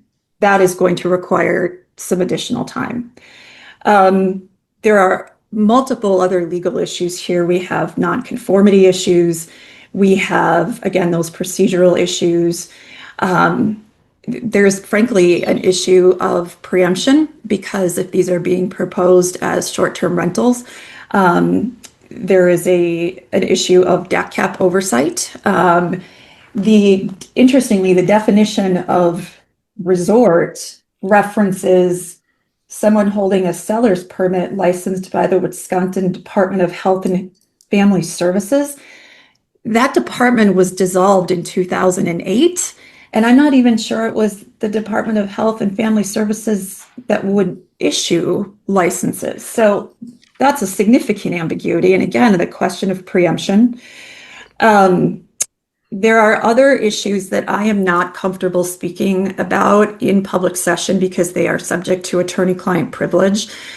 We can't have a closed session here today pursuant to WSTAT 1985 sub 1 sub G, which is the exception for an open meeting to go into closed session for discussions with legal counsel in a matter with the government body in which litigation is ongoing or likely to occur, and that is certainly the case here, given the prior litigation that was already mentioned, and comments from multiple parties, depending on the outcome of your decision that there may be litigation. And again, certain specific issues that I wish not to address publicly, but they are more appropriate for closed session because they would be subject to attorney-client privilege.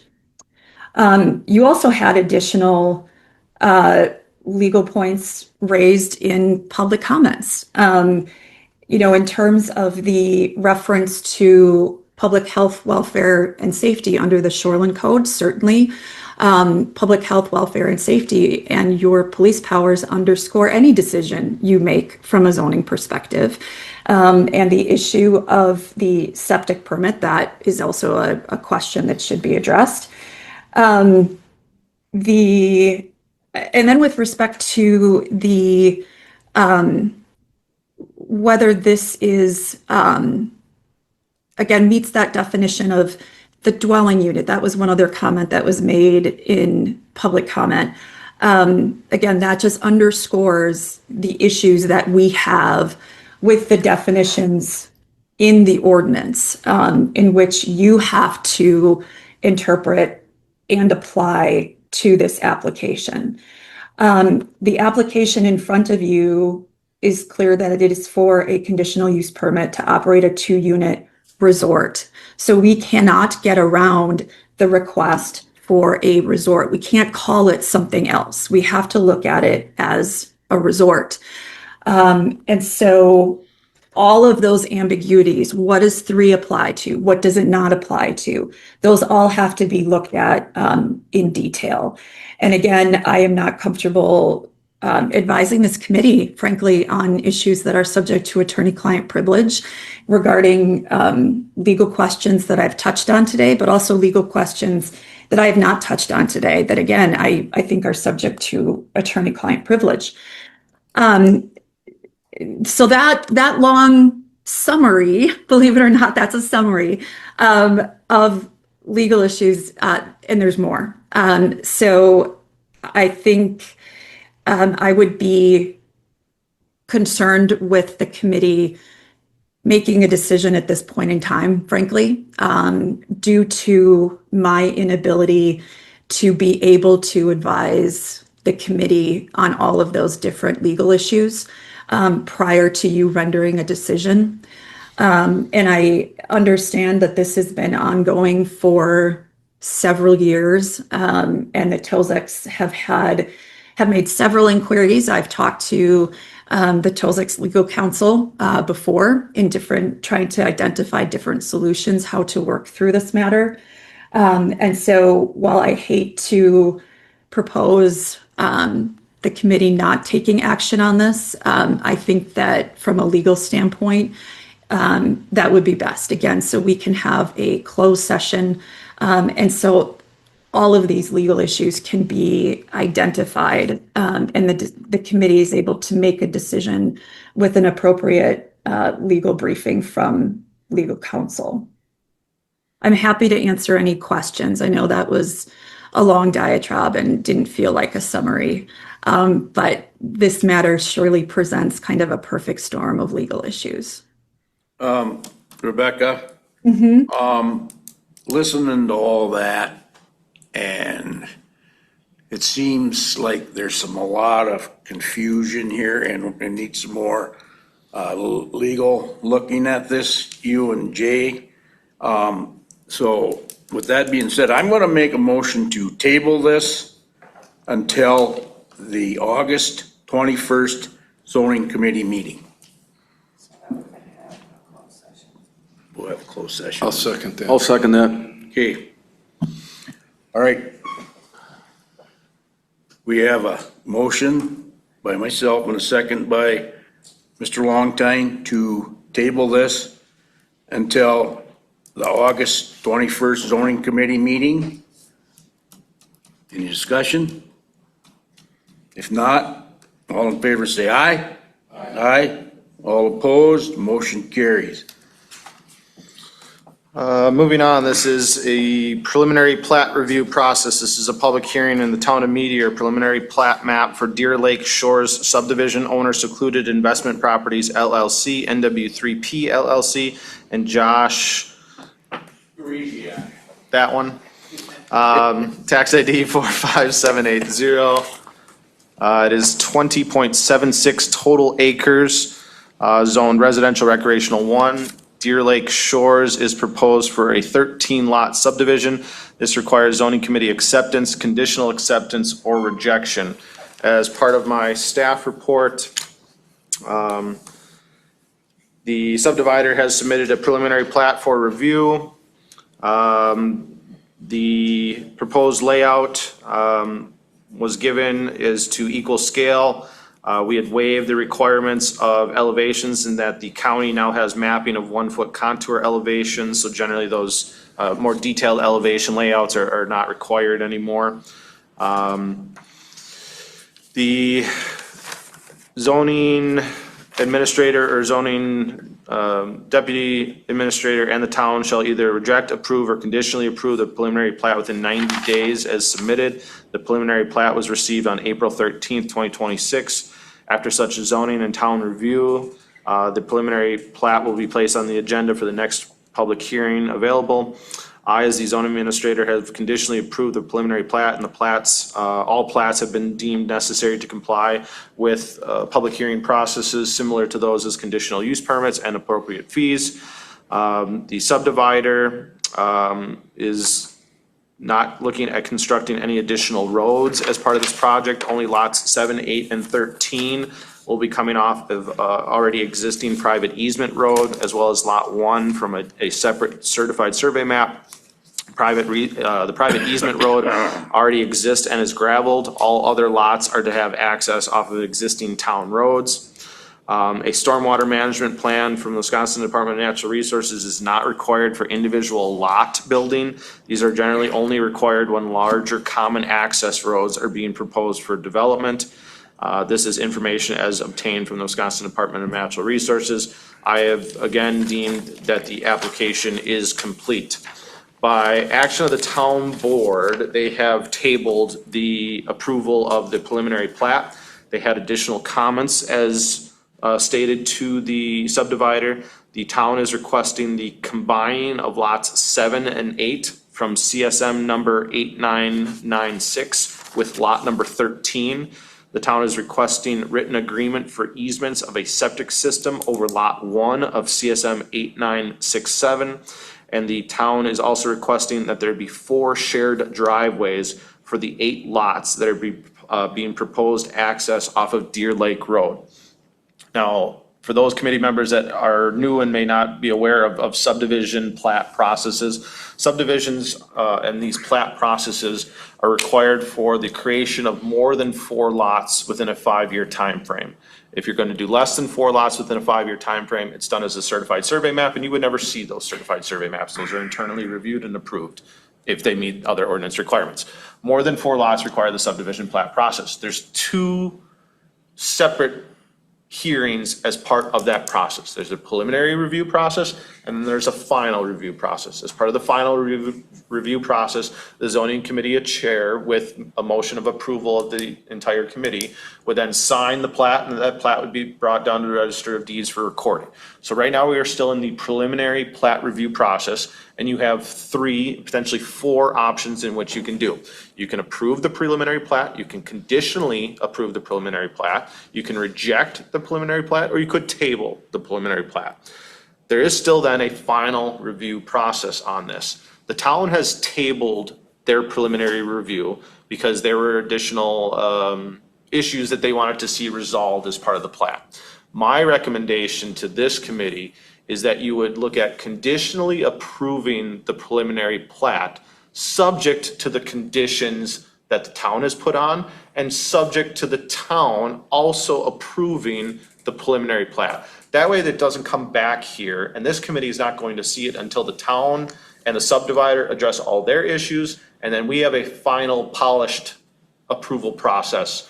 And again, it doesn't come back here until the town signs off on their processes. That would be my recommendation for this committee, but you can certainly open this up as a public hearing and take additional information from either the subdivider or town or other individuals that may have support or opposition of the proposed plat. Well, we'll open it up to a public hearing.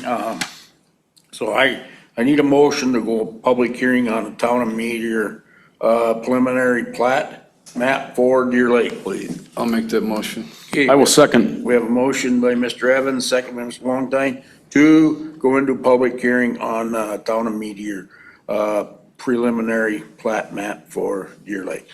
So, sir, you want to talk to us? Morning, everyone. I'm Brady Gentleman. I'm the sole proprietor of NW3P LLC. That is one of 3 owners on the property. What we have in front of you is just that. It's a proposed plat. The property is zoned RR1. We're not asking to do anything outside of what zoning allows us to do with that particular zoning designation. The town of Meteor has asked us to make a few adjustments. We have. Those adjustments are on your newest map that came to you this morning, Jay. I'm not sure if we had a chance to distribute to the committee. So Okay, they have just well- the existing one that's up on the screen, but I will inform the committee. I'll just point out that we added the easement for the septic that the town asks for. And I don't know if this is a correction to what you said, Jay, or not, but you said 4 shared driveways off of Deer Lake Road. I believe they wanted 4 total additional driveways, which would make the 2 north, or the 4 north lots would each have shared driveways, and then the 2 south lots would each have their own individual driveway. That's the way I understand it. If it's not, obviously, we're willing to make the adjustments that are needed, and we can put a shared driveway on those other 2 lots. It's not a big deal by us, but it was to our understanding that they said we could only have 4 more driveways off of the road.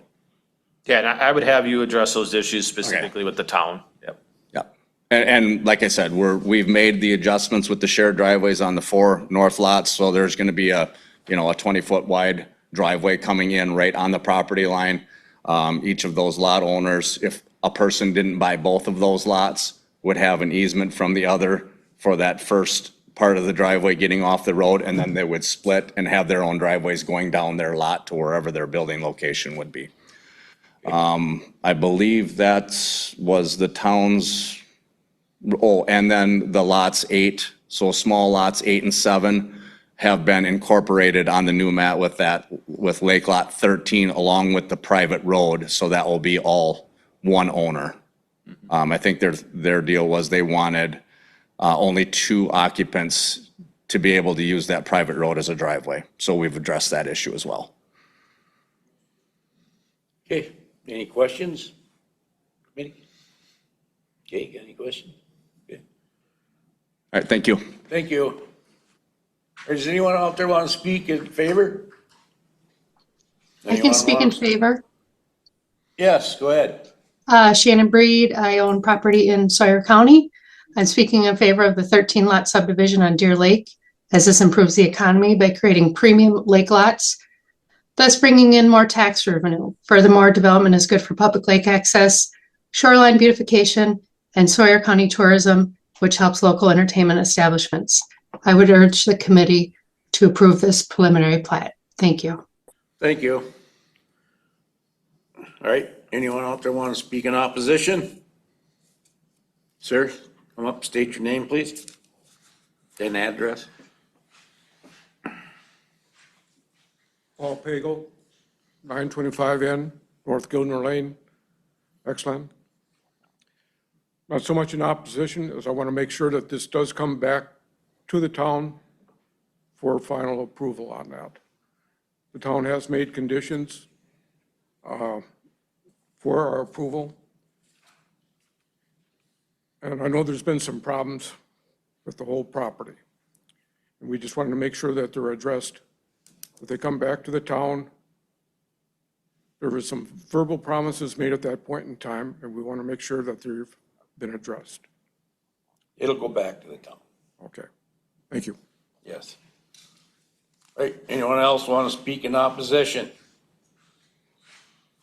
Okay, if not, need a motion to come out of public hearing on preliminary plat map for Deer Lake, please. So move. We have a motion by Mr. Longtime and a second by Mr. Evans to come out of public hearing on the preliminary plat map for Deer Lake. All in favor, say aye. Aye. All opposed, motion carries. We are now out of public hearing. Discussion action, town of Meteor for the preliminary subdivision plat review for Deer Lake Shores subdivision. This again requires committee acceptance, conditional acceptance, or rejection. Again, one of the, the elements as to, to lean government and to keep this going, since the town has tabled the preliminary review process, this would go back to the town in July as the preliminary process at the town level. What I would think would be an appropriate action of this committee is you conditionally accept the prelim with the conditions as stated on the town's opinions, as well as final town board approval. That way, again, the prelim will go back to the town in July. If they approve the prelim in July, it'll still go back to the town in August for a final review process. We would then look at picking this back up in August if the town board approves for the zoning committee's final review process.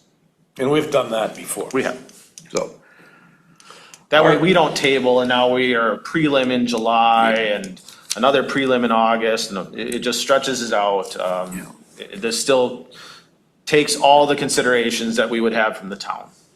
All right, okay. Ms. Wilson?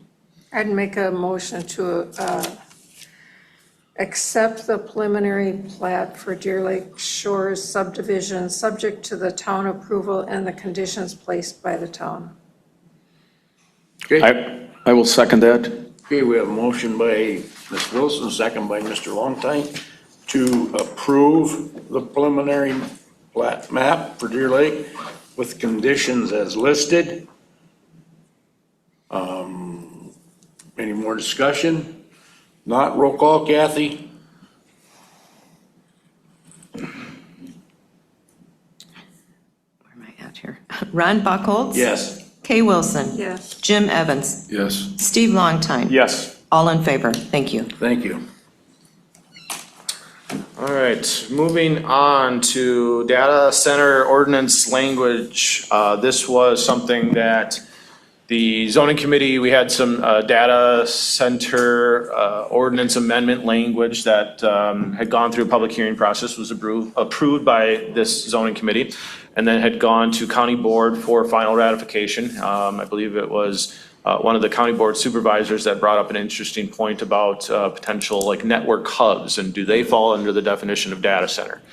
I was kind of, a little caught off my heels there. And, as I started reading through what was being potentially included within that ordinance language is, that could have an unintended consequence as far as, well, that technically would be a data center because some of those, mini hub buildings that might only be, 140 square feet that, hold information for CenturyLink or Spectrum or whoever, they could fall under a data center. So I don't have a clear and direct path as to how to define that and kind of break that out. I mean, when we say data centers, we all mean that big giant buildings that are going up throughout the state of Wisconsin that are hundreds of thousands of square feet, right? So I'm looking at, do we put a square footage on it? Do we try to define it better? And now I'm starting to get back into the aspects of, we might be better off to look at doing a moratorium. And looking at potentially doing, and in conversations with legal, it'd be difficult to do, but we can get it there, but looking at almost like an 18-month moratorium. Because if we go down this road of even passing a moratorium, you generally would pass a moratorium so you can develop additional ordinance language in which, if you did have a development of a data center wanting to come into town, there are strict guidelines and other requirements that need to be met in order for an application to even satisfy those ordinance conditions. Initially, I said, I don't want to do a moratorium because I don't even want an ordinance that potentially gives them a pathway forward. But I think that might be the most palatable route to go. I am seeing a lot of other counties in the state of Wisconsin also going a moratorium route on data centers. And I do think it would be my recommendation that we do look at passing a moratorium, potentially even at the July zoning committee meeting, so we can get that into county board's hands by August, to at least put a stop hold on data centers so we can further define, potentially get state model ordinances that would be through an adoption process within that 18 months, piggybacking off of other counties. Data centers are new. There's not a lot of regulations on them right now. And it would be really scary for me if we had someone come into town and try to build a data center. So you want to put the moratorium on it today? Well, I don't have any language to propose the moratorium. I would look at this committee to support the aspects of placing a moratorium on data centers and then presenting that as an official public hearing in July for zoning committee, which then goes to county board in August. This is as an ordinance, and it technically would, need town approval. We've always sent our ordinance amendments to the town as part of a working cooperation between town and county to say, hey, towns, we're looking at doing this ordinance amendment process. The official state statutes are a little bit different. They would actually have that the town boards would need to submit resolutions of disapprovals after the zoning committee public hearing process or after the county board adopts an ordinance. I don't think in conversations with any of the town officials that they have any avenue or desire to have a data center in Sawyer County. I don't think that the towns are going to mind that we're putting in a moratorium on this as a pause for data center development. I will reach out to all the towns and let them know that we are anticipating holding a public hearing for an ordinance amendment process in July. And then if town officials want to come in and say, for whatever reason, we don't want a moratorium, then we can certainly take that to heart. But I don't think this is an ordinance amendment that we would need to get additional town feedback on prior to the county board adopting. I do believe all towns are going to want this as well, but I want to have them and at least invite them to the public hearing process if for whatever reason I'm wrong in that assumption that they want a data center for whatever reason. But that's my suggestion at this point, that the committee supports language of moratorium. We hold an official public hearing for a proposed data center moratorium ordinance in July, and that I would also, I guess, inform the towns that we are looking at doing this without formally sending them the language that says, do you approve or deny of the potential moratorium language? That would be nice if they would attend the public hearing, but how many of them are you gonna get here? And I do believe that you said that you would allow additional public comment. I did. At this time. Linda?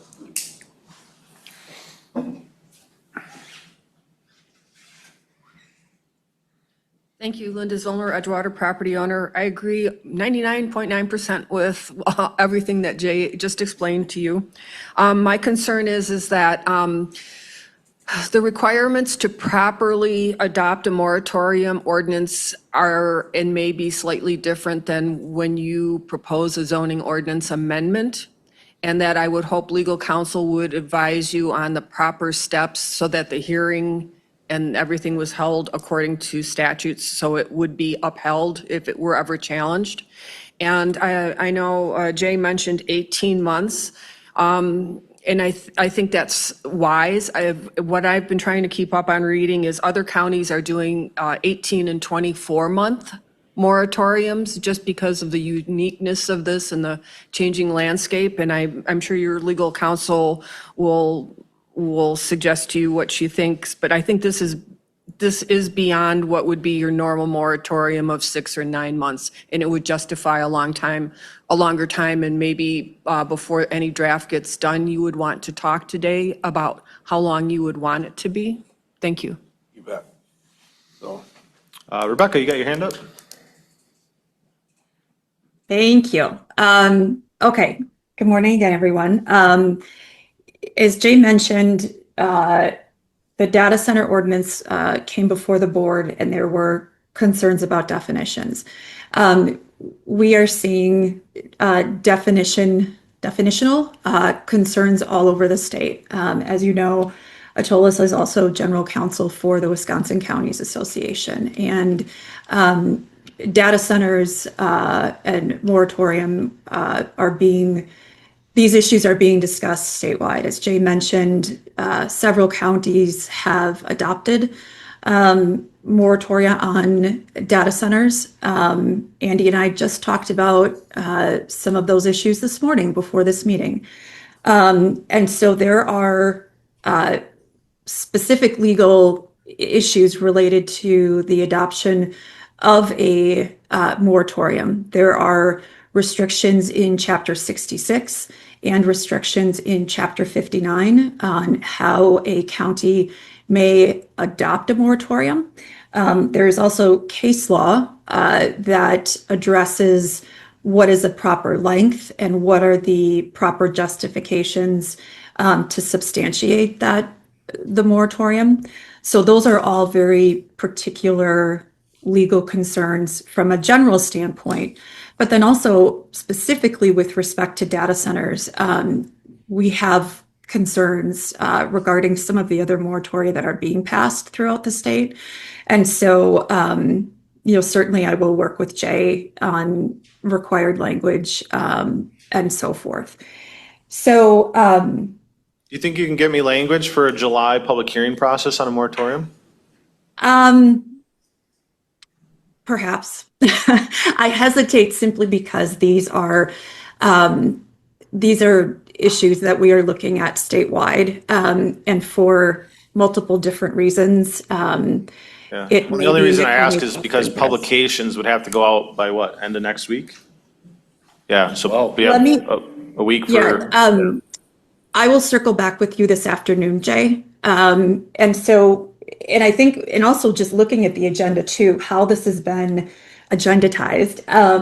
I think if we can, get the committee's feedback on the kind of the framework of what they would like to see, but we don't have a discussion action relating specifically to a moratorium.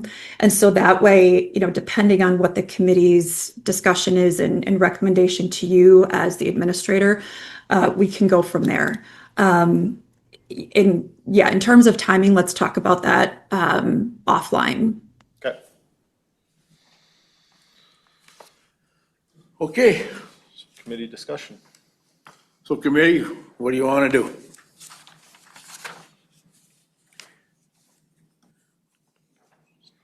I move we take Jay's recommendation for the 18-month moratorium.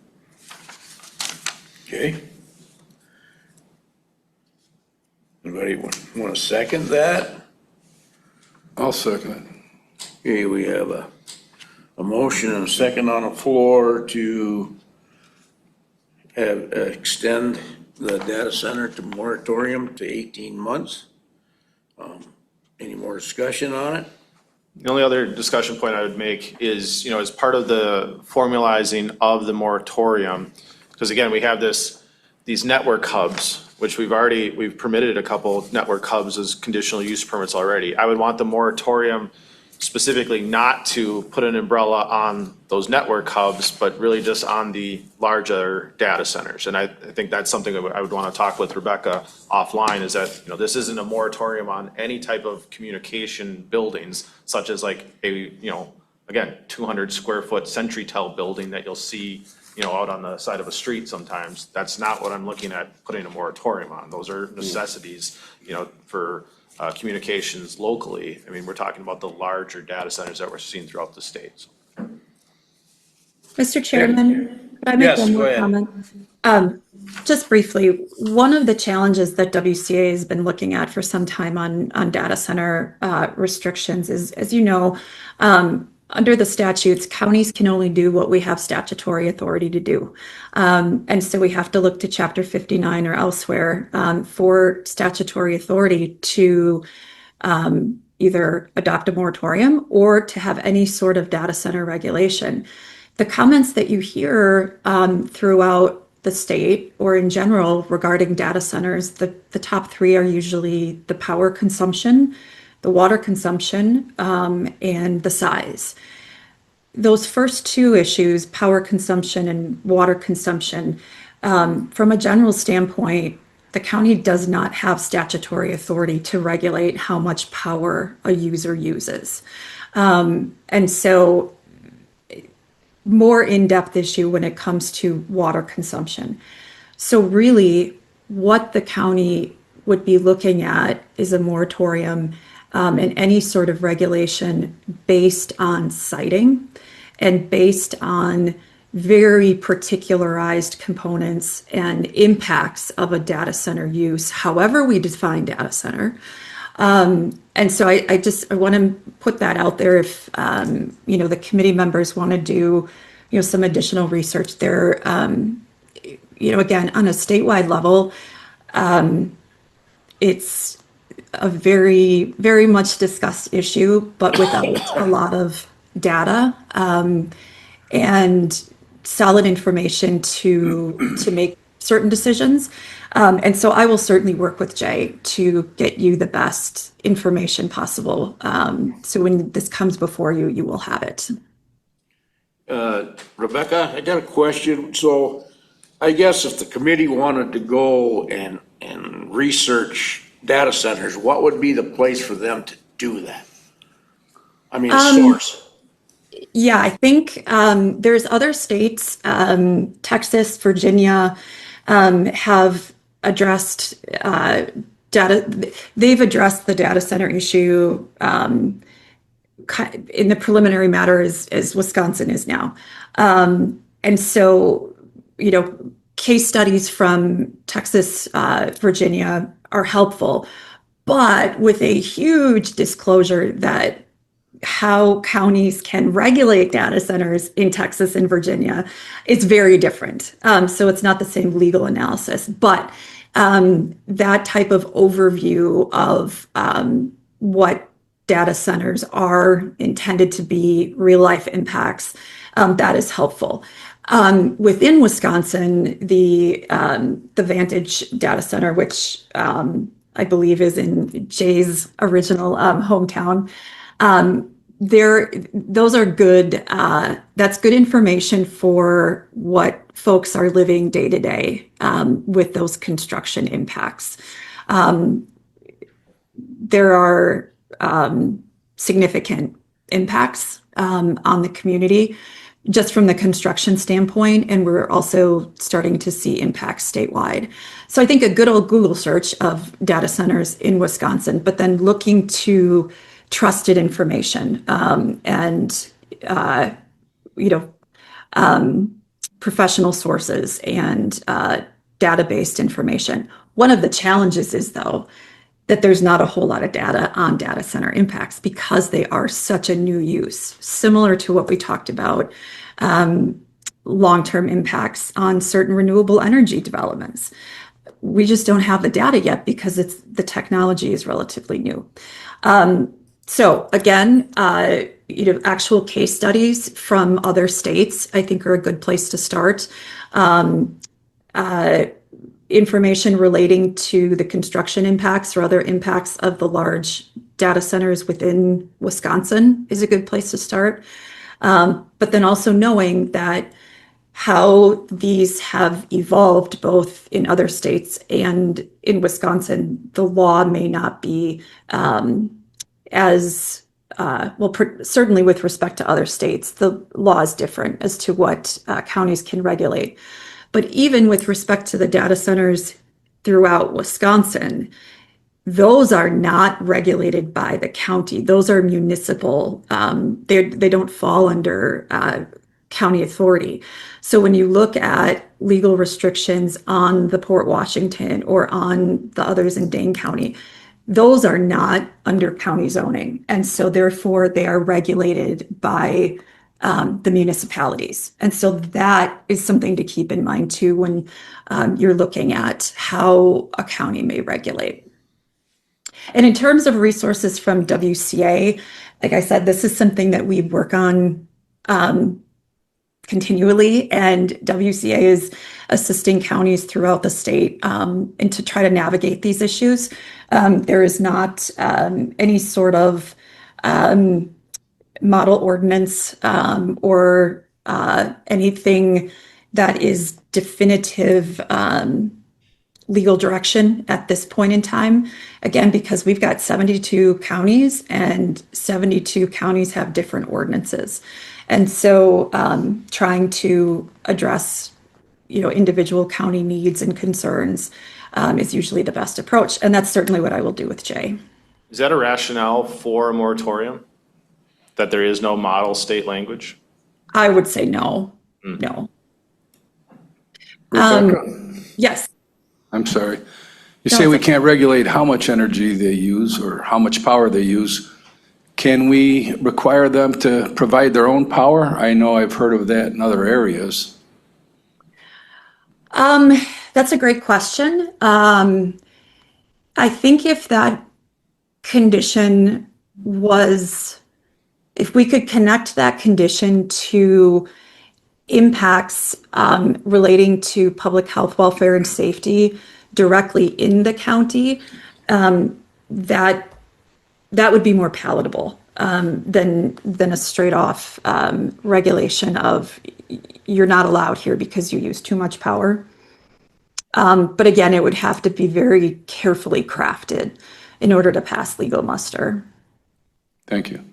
Okay, so we have a motion and a second to hold or No. to look at adoption of a moratorium and potentially hold a public hearing in July. So, okay, we have a motion and a second. All in favor, say aye. Aye. All opposed, motion carries. Last item of new business on the agenda is the request for proposal for an ordinance amendment or a comprehensive rewrite. So as of this morning, I emailed you the documentation as well as provided hard copies here today. So previously, you had approved a request for proposal to be sent out to consultants to look at a comprehensive rewrite of the zoning ordinance. We had only gotten one consultant that submitted a bid back, and therefore the zoning committee was hoping to have additional bids and had tabled approval of that bid at that time. So we wanted to kind of go back to the drawing board a little bit and say, well, why didn't we get more consultants that were interested in helping Sawyer County look at the zoning ordinance? And a couple of the things that I had identified was we specifically had this framework out for a comprehensive rewrite, and there are very specific Wisconsin state statutes as to what is required with a comprehensive rewrite. I'm looking at this more so as, well, let's let the consultant potentially determine whether this would be as a major zoning ordinance revision or would still require a comprehensive rewrite. So it's basically consultant tell us, should we completely destroy the zoning ordinance and rebuild it back up from the ground as a comprehensive rewrite? Or do we keep the existing framework and just dice and slice into what's existing as a major revision? What I'm seeing as far as the pros and cons to each of that, if you slice and dice, that is something that would be required for town board approvals. We would need 50% of the towns to basically approve those amendments that the consultant would make. Through that entire process would be, a 1.5, 2-year process. There'd be stakeholder groups, public input and outreach. But in the end developed product, we would still need 50% of the towns to approve those amendments. With a comprehensive rewrite, this is again a complete tear down and rebuild from the ground up.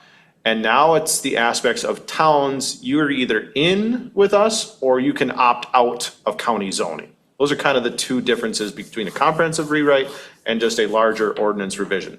So I've now changed the request for proposal to basically consultant, choose your destiny, choose your path. Do you want to help us with a rewrite of just specific codes, or do you want to do a comprehensive revision?